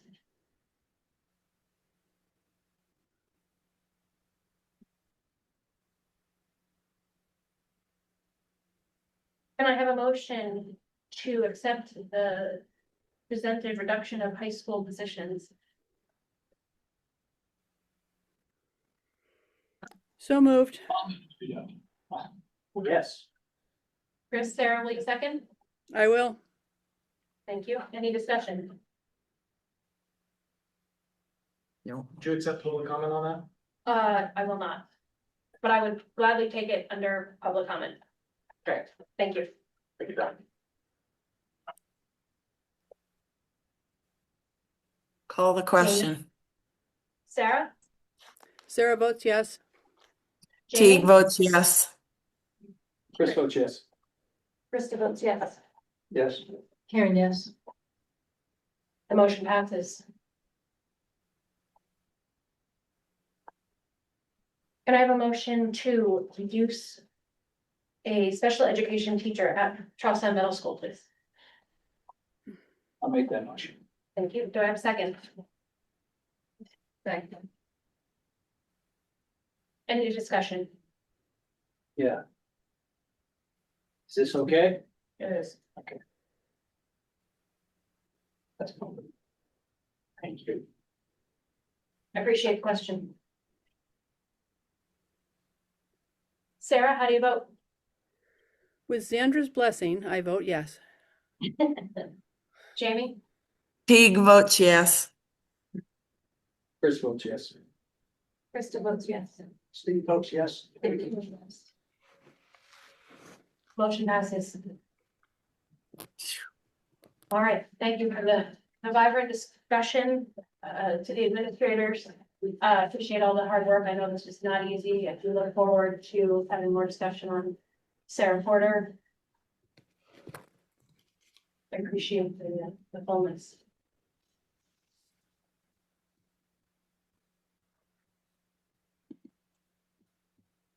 I'll take questions on a public comment. Just public comment time? Not yet. Yes, gonna ask if we can move it forward in the agenda. Does anybody on the board have a problem with moving forward public comment? Nope, that's fine. And so. Open a public comment. Kyle, do you want to ask a question? Well, it's more of a statement, but I do want to clarify out front that I'm not speaking as an employee of the district, please ignore the shirt. Speaking as a taxpayer and prior student, I was a student only 6 years ago in this building. Sat in this library a lot, spent a lot of time in it. I appreciate all the work that admin does to do the budget, but the reduction to the librarian position Again, putting aside everything I have to do with the school district, simply as a student and a taxpayer, I disagree with it 100%. Students are not reading books nowadays. They're on computers and everything. Living proof of that. I don't think I've read a book since I was in high school. I believe that position needs to be full-time in order to show our students reading books are good for them. They need to come in here, be able to talk to somebody full-time and have guidance on what to read. Be able to go up to somebody and say, this is what I'm interested in. And have them available for that, more than just being able to read a book, but it's somebody to talk to when you're in here. The librarian, when I was a student, was somebody who I looked up to, spent a lot of time with them. And I don't think high school would have been the same without them. And I just want the board to take that under advisement when they're thinking about making these cuts. Thank you. Yeah. Jordana? Yeah, just a couple questions. Reinstating the French program added about $100,000 back in again, right? I think it's 92. So It's okay. is it 97,000? That's the number we're about. Okay. Round up. Generally.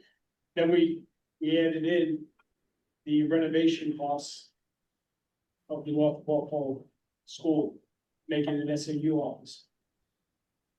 So that means additional cuts will have to come from somewhere to make up for that difference to get back to the full budget again. Unless there's money somewhere in the budget for this renovation build out that would take place, which could be significant cost. Typically, answer questions during public comment, but Lori, if you'd like to respond to that. So the French is not an add back because it's already included in the budget. Okay. And the build out costs, we're going to have to look at the cost and determine what is absolutely necessary and what is desirable, because we're going to need to manage our funds Within this, appropriately. so somewhere you're gonna be removing some other things or moving things around to make that happen. But I anticipate that we will be able to do some of that in this fiscal year versus next fiscal year. Next question is a question, doesn't have to be answered tonight. But the budget committee would like to get a revised budget at some point. Hopefully sooner than too much, not in July, but somewhere in the next 8 to 10 weeks to get a revised budget. To show the difference, right, in the default budget. Then the last question or statement I was gonna ask, I think it'd be really helpful to have some sort of audio system here. This gentleman, I'm sure, walked out in frustration for not being able to hear. I could barely hear what's going on out there. And I think this has come up before. I think it's really discriminatory toward people with hearing impaired. To be able to not hear anything that's going on, especially when the air conditioners go up. So I hope you guys will consider that for the next board meeting. Thank you. Thank you.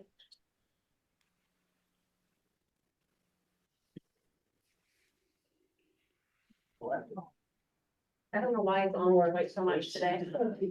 You gotta hire an HVAC tech to fix it. I saw that. Are there any other members of the public here who'd like to speak? Seeing none, we'll move forward to approval of minutes. Yeah, there's a big nothing. Oh, gosh. No, I moved my arrows next year.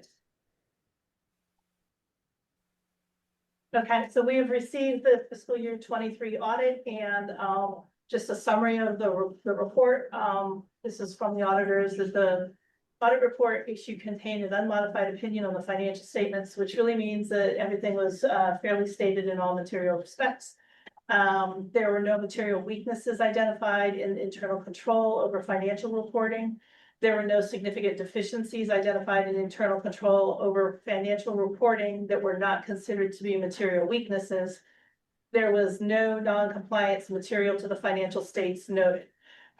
There were a couple of findings that have been addressed. The ESSER monies we received some reimbursement, that, when we were doing the audit, I couldn't identify what the reimbursement was for. The auditors did find it, and it was for legitimate costs, which were, transportation costs. There were costs that are payroll generated and flow through, the general fund typically. They needed to be adjusted from the general fund into the trust fund. So there was that finding. We're working on reconciliations. It was a transitionary period. There were, the ESSER monies were not handled and managed by our, I don't want to say no, our established grant manager. So this was an isolated incident, and that's been resolved. We also had to write some policies and procedures for grant management. That was done, as I reported on that a while ago. That was done with a state audit, and so that flowed into this report as well. Alyssa signed the engagement letter for the fiscal year 24 and 25 audits that they will be conducted this spring. And so the goal is to move into being in good shape, to a good position to do the fiscal year 26 audit in the fall. So. I'm just wondering why. This, you said it was 23. Yes, it was 23. 22, 23. 22, 23, yes. It's done. Is done. 24, 24, 24, 25 are not done. Well, It's been, 25%. no, it's not actually, that's behind us. Yeah. So those are behind. We've had significant hit in personnel in the business office and rollover for over a year. And so we're recovering and moving forward. So. Okay, thanks. Okay. It was my understanding from a previous meeting that they were not able to schedule us as well. Yeah, they had one of their partners retire, so that it's a firm of three. And yeah, they get into the time period where they're doing municipalities. And so then we have to wait for some availability for them to get back to us. So they're coming in, I think it's the end of May. I appreciate them being done at the same time. I expect the answer to this would be yes, but given what's going on in Claremont, we should be concerned, right? I would hope not. Okay, good. If I thought we were concerned, I'd be gone. Everybody remembers that the DOE 25 was very delinquent my first year. That time was spent very carefully reconciling grant activity to general fund activity. Because I did not want to report without having that reconciliation done, because I wanted to be confident that all costs were captured in the appropriate buckets. So I put a lot of time and effort into that. And so, yeah. Appreciate that very much. Is there a document? I do have, I meant for you to send out the file. It is posted on the website, I believe already. Maybe not. I might have missed that too. I would like it to go to the board. Yeah. Prior to being posted. Okay.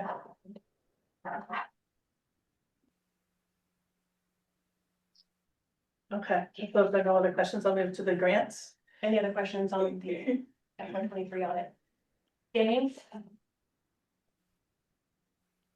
I don't know if we have her. No, I'm good.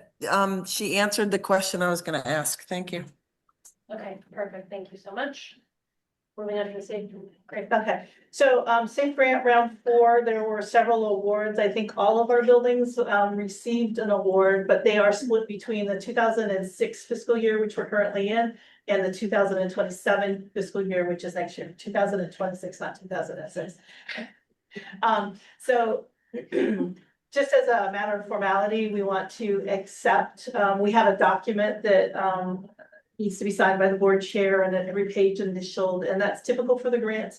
But so before she goes through that exercise, we wanted to have the board accept these grants. And so we included in your board folder was a list of all of the grants that are being awarded in this school year, along with the terms as far as when we have to obligate the money, when we have to spend it, when we have to submit the final report. So, yeah, by the way, all the Charlestown awards are all in the 2027 school year.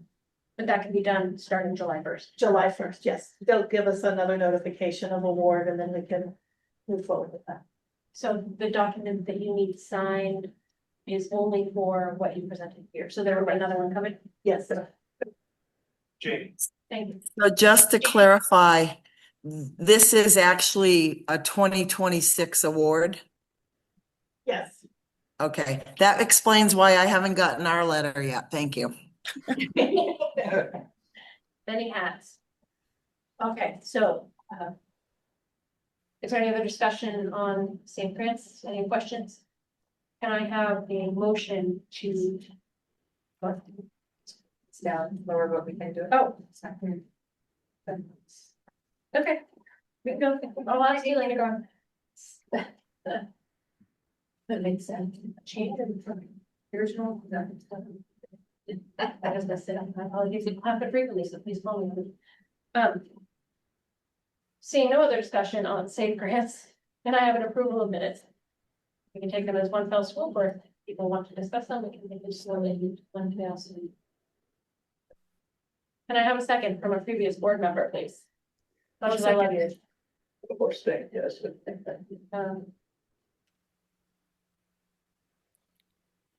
Sarah, how do you vote? Yes.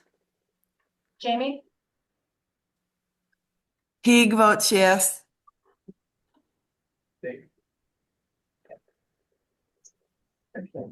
Karen, yes. Alyssa, yes. I would also at this moment like to give our appreciation to Miss Dean. She never fails to write minutes that are far more than statutorily required and are appreciated. That's a lot of work.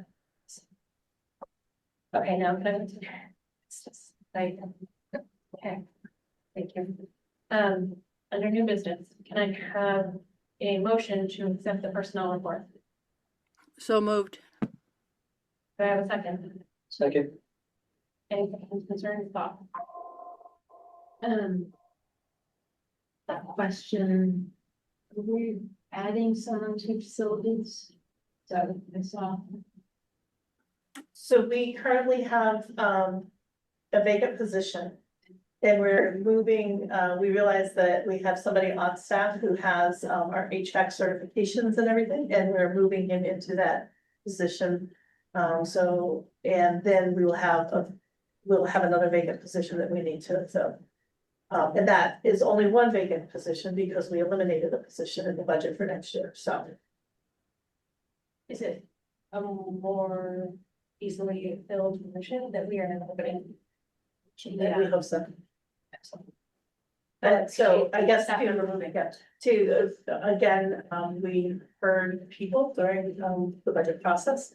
And we are looking for someone who has solid plumbing experience, but we're not requiring plumbing license. Because when we really dug into our work orders more, we had a greater need for specialists for HVAC servicing. So the, heating and air and everything. So again, we have somebody on staff who has all those certifications already current and so we're. Thank you. Thank you. Any other questions on the personnel list? Seeing none, Sarah? Sarah votes yes. Teague Jamie? votes yes. Teague, yes. Chris, yes. Krista, yes. Steve, yes. Karen, yes. Thank you very much. On to the district calendar. Can I have a motion to approve the presented calendar? Can I have a second?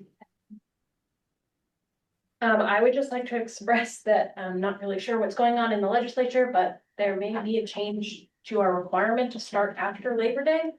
So if that is the case, then we'll bring it back to the table. So we'll let the calendar, yes, the state, so. Right, Yes. and Labor Day is excessively late this year. That would put us back to like the 7th of September or something. Terrible. Yeah. Yep. So just wanted to make sure that was out there so that people know that while we hope to approve the current presented calendar that aligns with our CTE obligations and everything else that we have, there may be some changes coming. So are there any other questions? Jim. Jamie, Yes, again? sorry, just a statement. If that occurs, I would strongly recommend that we look at counting hours. I do believe that is something we should discuss this year. Yep, thank you. And maybe get rid of a break, like winter break. Hey, listen, Sorry. listen, I will push the reset button, but you won't let me, so. I've been saying that for years, get rid of winter break, we just had Christmas. Thank you. Ski resorts won't like it, but that's not my problem. Many schools only have March. Thank you, Jamie. I've been too. We can discuss that later this year if you want. Don't forget to remind us. We will. Sarah, how do you vote? Sarah votes yes. Jamie, Teague votes yes. Chris, Vote yes. Krista votes yes. Steve, yes. Karen, yes. Thank you. Calendar is approved. All right, now, can I please have a motion to accept the SAFE grants for FY 26? So moved. Okay. Is there any discussion? I'm asking the leadership team, is it possible to make this motion that we can approve the FY 26 and 27? Is that okay? No. If you want to say- Jamie? You don't have the information. Right.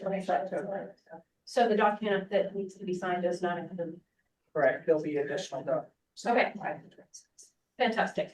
Thank you. So, can I have a motion to accept the SAFE grants for FY 26 and approve the signature of it? So, do I have a second? You have a question? No. No question. Sarah, Sarah votes yes. Jamie, Teague votes yes. Chris votes yes. Krista votes yes. Steve, yes. Hearing yes. All right. So we're okay. Can stop it at your discretion. Okay, the next part will take a little more discussion regarding committee assignments for the upcoming year and discussion about how we will move forward with the initiatives that we need to undertake this year. There's some big ones. On that note, I do appreciate our 3 new members who are willing to step up, knowing that this year is going to be a lot of work. They have heard the communities for decades that there are some structural concerns with our funding models and agreements. So we intend to make some changes. So we are looking for people to step up, bring creative ideas, have open and respectful discussion around this table. I know that we have a list of community members and staff members that had expressed interest in studying what it would be like to restructure the district by 195-16 specifically, but as other options. My understanding was the majority of those people expressed that they were willing to wait a year. Now we're at that place, knowing that our district is staying intact, but we need to make the changes. So that being said, do you recall the makeup that we were looking at? I know it's about 30 people. Well, it expressed 30 people that were interested in serving.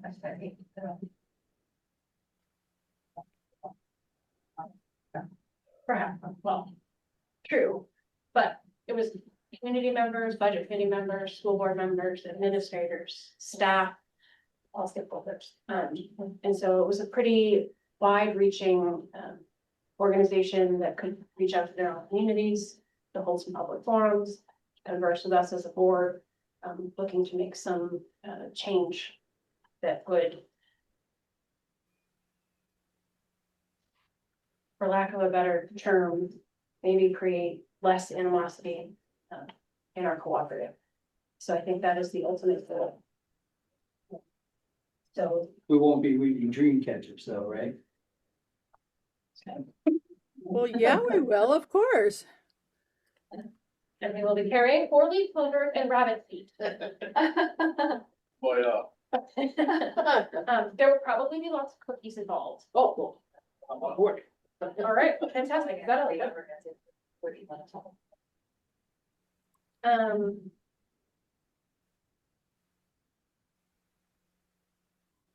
Does anybody have a preference for what this committee should have specifically as a name to lead them? Yeah. Electric restructure 101. Well, that'll be at the first meeting. Reorganization. This was one big original for help. Can you share that? with the board members? And a full works as well. Missy's going to send you the original document that we sent out, requesting volunteers for this, so. We kind of already laid out kind of the structure of the, so we can kind of go over that. If I volunteered first. If I had to read. As a school board representative, absolutely. So it sounds like around the table, restructured.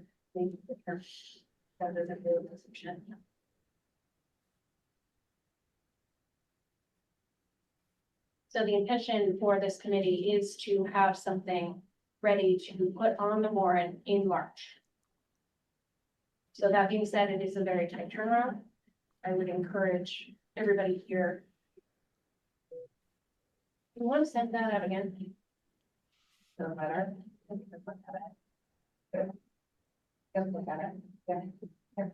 Okay, so take a look at it. We'll bring it back for the April 6th meeting. And after that meeting. And then again, so if you have people you think would be excellent on this committee, feel free to encourage them to.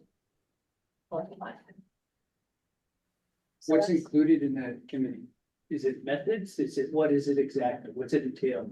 Sure. Because they're all very big topics. I think it's all of it.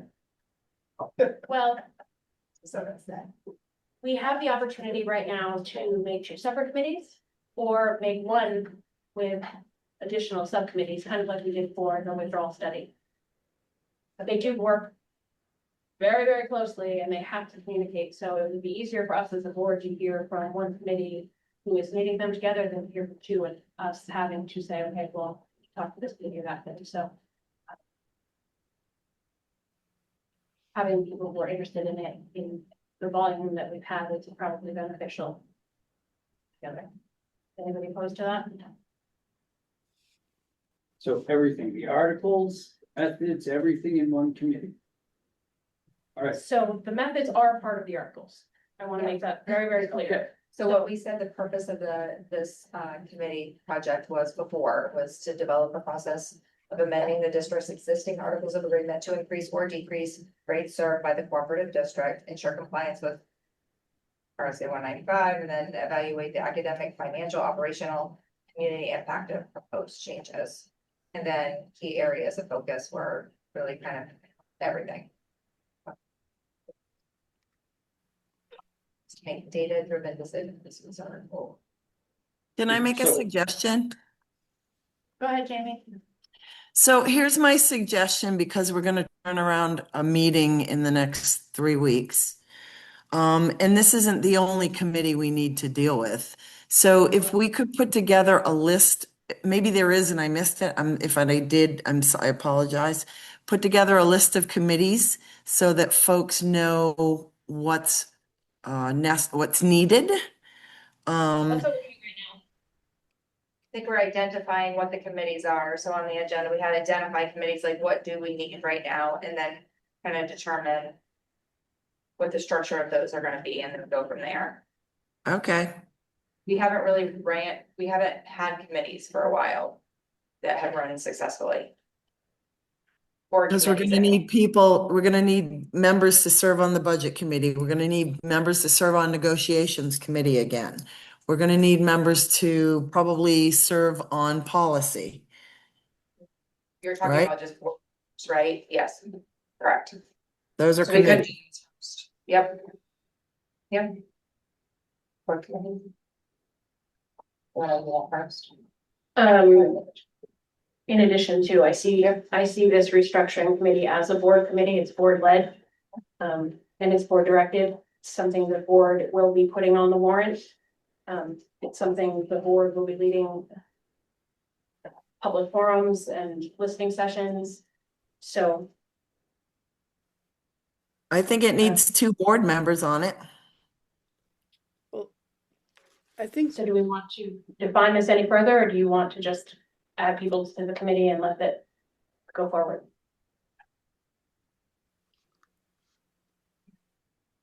Didn't we have it pretty well defined before? We did in February of 2025 is when the reorganization volunteer request went out. So we've Right. been discussing since late 24. But Misty's gonna send out the document again, so that we're all refreshed. Yeah. We're already asked. So can we wait to decide who exactly, I mean, I would be happy to serve on it, but I think it would be good for everyone to know exactly what it is we're making a decision on. Since we already beat this dog, so instead of reinventing the wheel, if we can get that from what we did before and take a look at it and just if we need to refine it at all, we can, but that might make sense to do at the next meeting.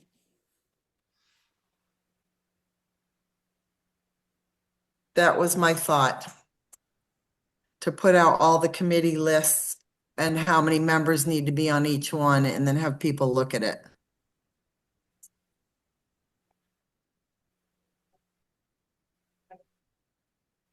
Okay, so Does it seem like everything falls under the big umbrella of the restructuring? No, there's other committees that fall outside of that, there's smaller regular committees, as Jamie was mentioning, the board related. representative to the budget committee. We need a policy committee, and we will be renegotiating again this fall with our teachers unions that did not pass. And so those are opportunities to contribute. I was starting with the bigger committees that we discussed earlier again this year, with the intention that we get started right up. And it was very clear that we don't have a very long timeline, and it is a lot of work. It involves going to the State Board of Education and getting approval. There's a lot of statutorily related restrictions and requirements that we're gonna have to meet. And in order to do so, we don't have any minute to spare. This is something that's needed to be done for a really long time. And we've heard the public, I mean, they couldn't scream any louder.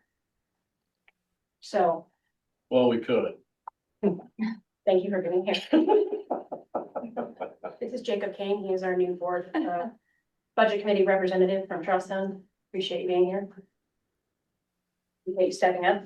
So Lisa, you said big committees, so we're talking about what's the other big one you're referring to? We have the career center committee, we have teacher negotiations. I don't know where we are with, I just pulled up an old document, PD committee. We have any board members that sit.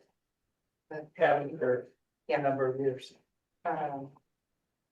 Yeah, and then the budget committee, liaison, which Jamie is serving, we need to determine when that's gonna be. Melissa, did you say you wanted to reinstitute a facilities committee? Is that on that list? Okay. It is. Sorry, the moment. In the beginning of, was it the end of February, the beginning of? Yeah, must have been. What other committees did we discuss? We discussed articles of agreement. We discussed 195-16A as two potentially separate committees, but it sounds like it does make sense to put them together because they work so closely together. Oh, you weren't there? Oh. And I didn't my notes, so I'm sorry. Well, can we, for the committees that we know we're going to have as a board, let's make decisions on those tonight. I'm sorry, say that again. Committees that we know we're going to have, But the ones that we need to discuss about optional and how we structure those. We come up with a list.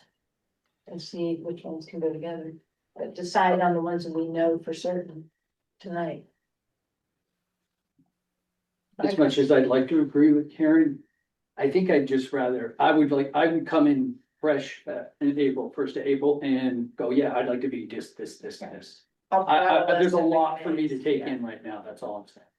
For me, personally. Okay, so we will. Push those off, we'll come in. Just one thing, sorry, I know you. No, that's fine. I agree, we gotta get Yeah, done. I, Can't keep pushing them all. Yep. But I understand you guys need to. well, there's a lot of committees Right. and, I want to sign up for 3 and then go, oh, I should have signed up for that one and trade this one. So They're all different tonight for the record. Yeah. they're all valuable, so they're all necessary. They are absolutely all necessary and I,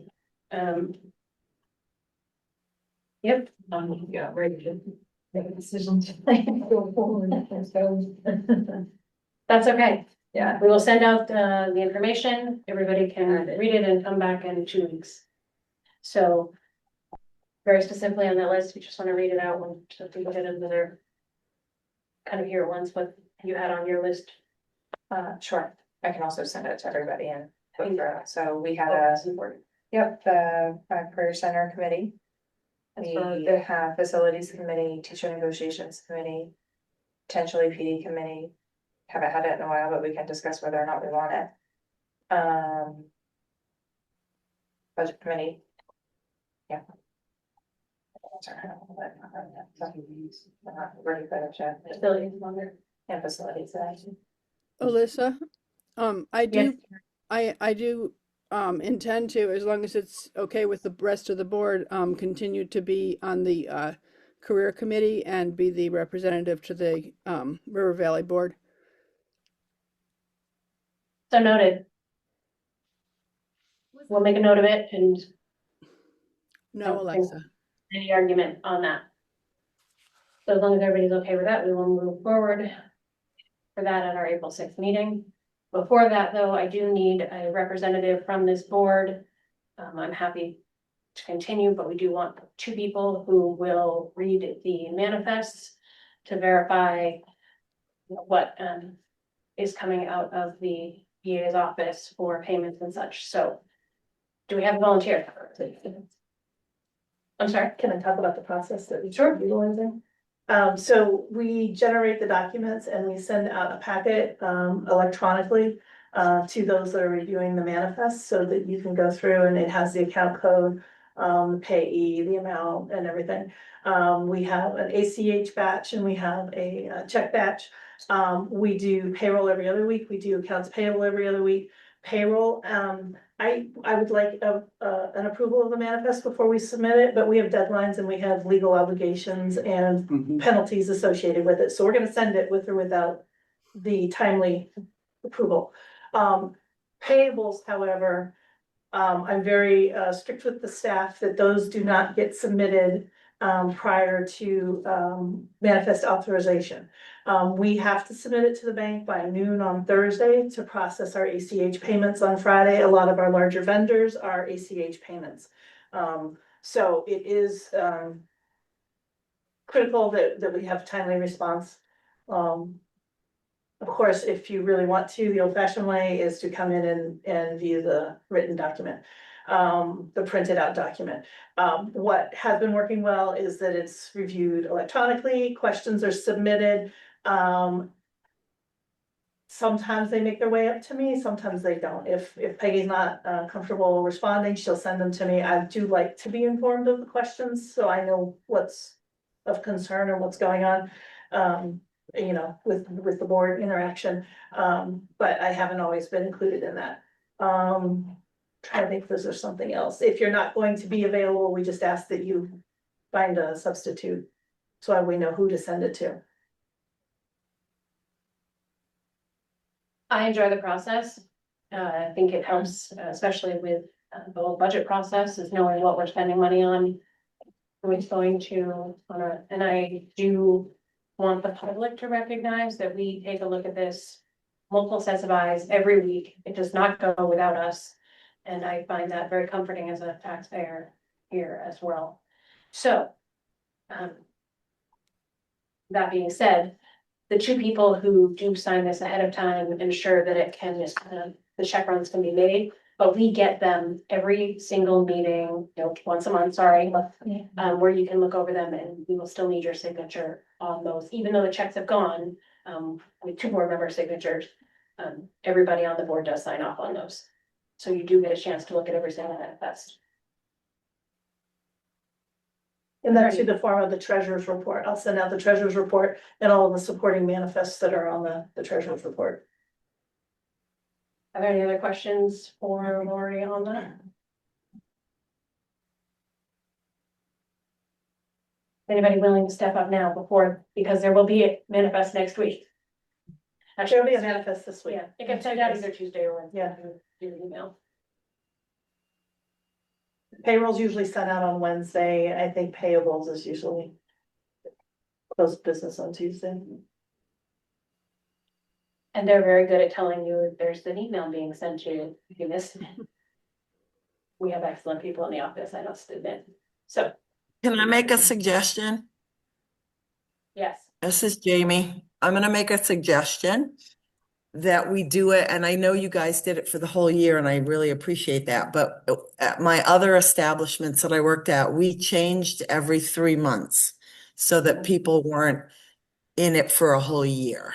So I think it would be good to have everybody have a turn, right? And obviously there are heavier times than others when the purchasing occurs.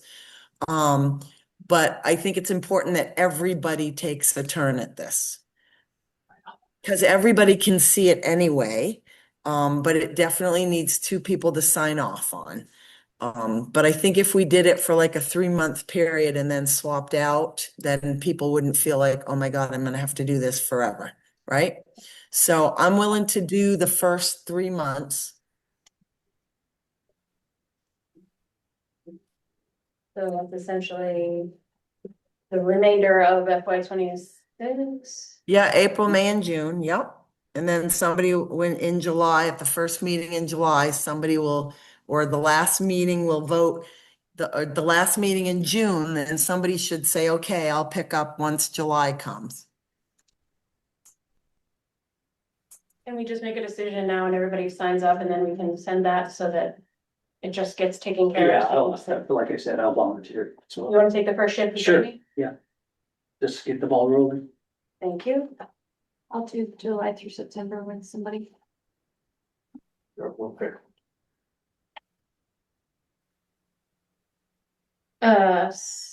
Sarah, will you take October through December?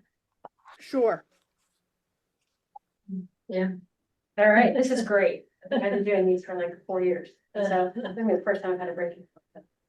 I'm sure Peggy will appreciate not having to remember. I'm sure you'll still be looking at them. Oh, I You will.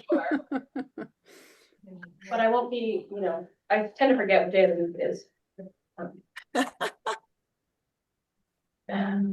I would just say, if I wasn't available, I would pass it off to Steve, Krista, because they're behind in rotation, you know what I mean? If there needs to be, and I'm not available. Yeah. Like when I go on winter break or something. We're not hiding them. Oh. So will you guys share out the schedule? All right, right. gap, January to March. You got January, February, March. Yeah, we only have 3/4 of the year covered. Yeah, we need one. Okay, so I'll do that one and we need somebody to take a second. Step Oh, up. jeez. All right, Chris, thank you. Fantastic. Not showing up, just trying to, I'm a little tired, so I'm like, yeah, this is volunteer for everything if we get to go home. Well, no, everybody needs to do a turn at this, right? Yes, I do appreciate the suggestion. that is a good suggestion, I like it. I will say June is heavy because we do. them I more know, frequently. that's why I took it. Yep, thank you. I'm just warning Chris. June Christmas. I'll have Jamie to, you, Lori to lean on, so be good. but it'll be good. If you have any questions, they're incredibly responsive, so. Good. And I'm Lori, sure- I'll be home in June, so. You have that list? Yep. I got it written, okay. So is Great. there any committees that people would like to define this evening? Or we're waiting on the rest of the info? Can we talk about meeting times? Absolutely. So I know at 5:30 is great for the administration because I get that you have to travel. Can we split the difference and maybe do one meeting a month at 5:30 and one meeting a month at 6? 5:30 is it's just hard. It's hard. It's a hard time for me to get to. I just said I can't remember what day of the week it is. There's no way I'm gonna remember that this is the 5:30 meeting and this is the 6 o'clock yeah. meeting. Okay. I'll just show up at 5:30, so if that's how we wanna do it, then I'm okay. Is The there, committee does 6, so I'll do whatever you want. So I'm used to that time, whatever you guys want. If the whole group is 5:30, that's great. Just know that I may be a few minutes late on occasion. Same. And I think that's that's- okay. or is there opposition to moving it back to 6? I know that's how it always was. I know that's a lot easier for, those of us who come here. Or even 5:45 would help. I don't anticipate the rest of our meetings being this late. There's just, this is heavy. We don't have Shelley to keep going. Is it time to adjourn? Is it time to adjourn? Well, it's almost that time. You got 8 minutes. Someone has, you try to do a dish, stop at 8 o'clock, right? Yes. Try not to go past We're 8. close. We can help So it. as long as we kind of keep that same mentality with, after a certain amount of time, the conversation does not benefit the meeting. And having that understanding is important, and if we want to go 6 to 8 or 6 to. There are gonna be meetings that are a little longer, we understand that, but with the understanding that that would be a goal. And we understand that a lot of our administrators travel. Okay. We are not a So meeting if- district to get. If we're gonna maintain 5:30, then we really need to, unless something's critical, say that it's no longer than 2 hours. Because what happens is you start earlier and then you still go to 8 or 8:30, and that's a long meeting. Your brain's fried. I would like to be able to say we can do that, but we always aim for a 2-hour meeting and no more. Like I said, tonight Okay. was, well, that is something that should probably be its own committee, and we will discuss that on the 6th. So that being said, I'm okay with leaving it as is at 5:30, and I'm with the understanding that people may have to come in late. As long as we have a quorum, that shouldn't be a problem. Is anybody opposed to leaving it as is? Seeing none? We'll move on. Thank Got you. it. Thank you.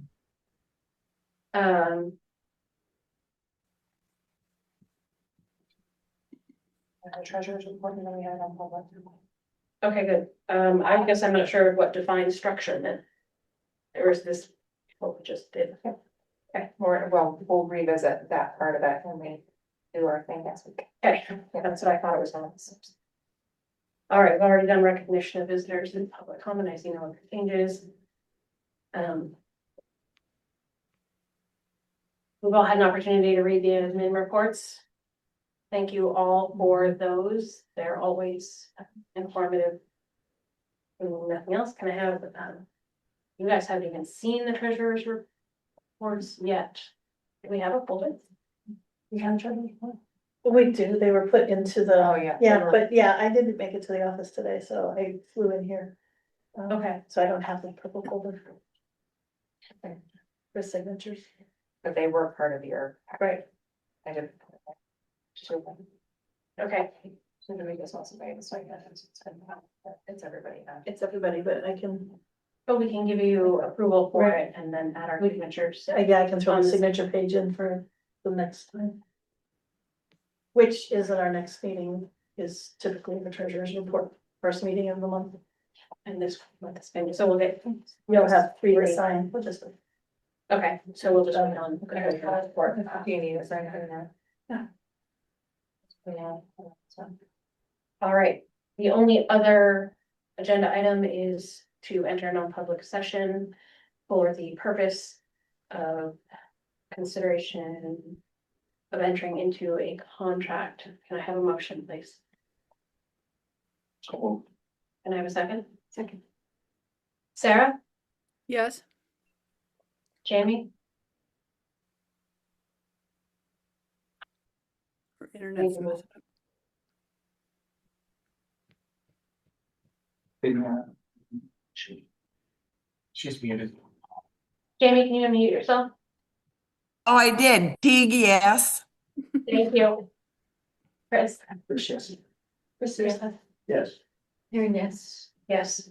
Thank you to everybody who joined us. Who will be in the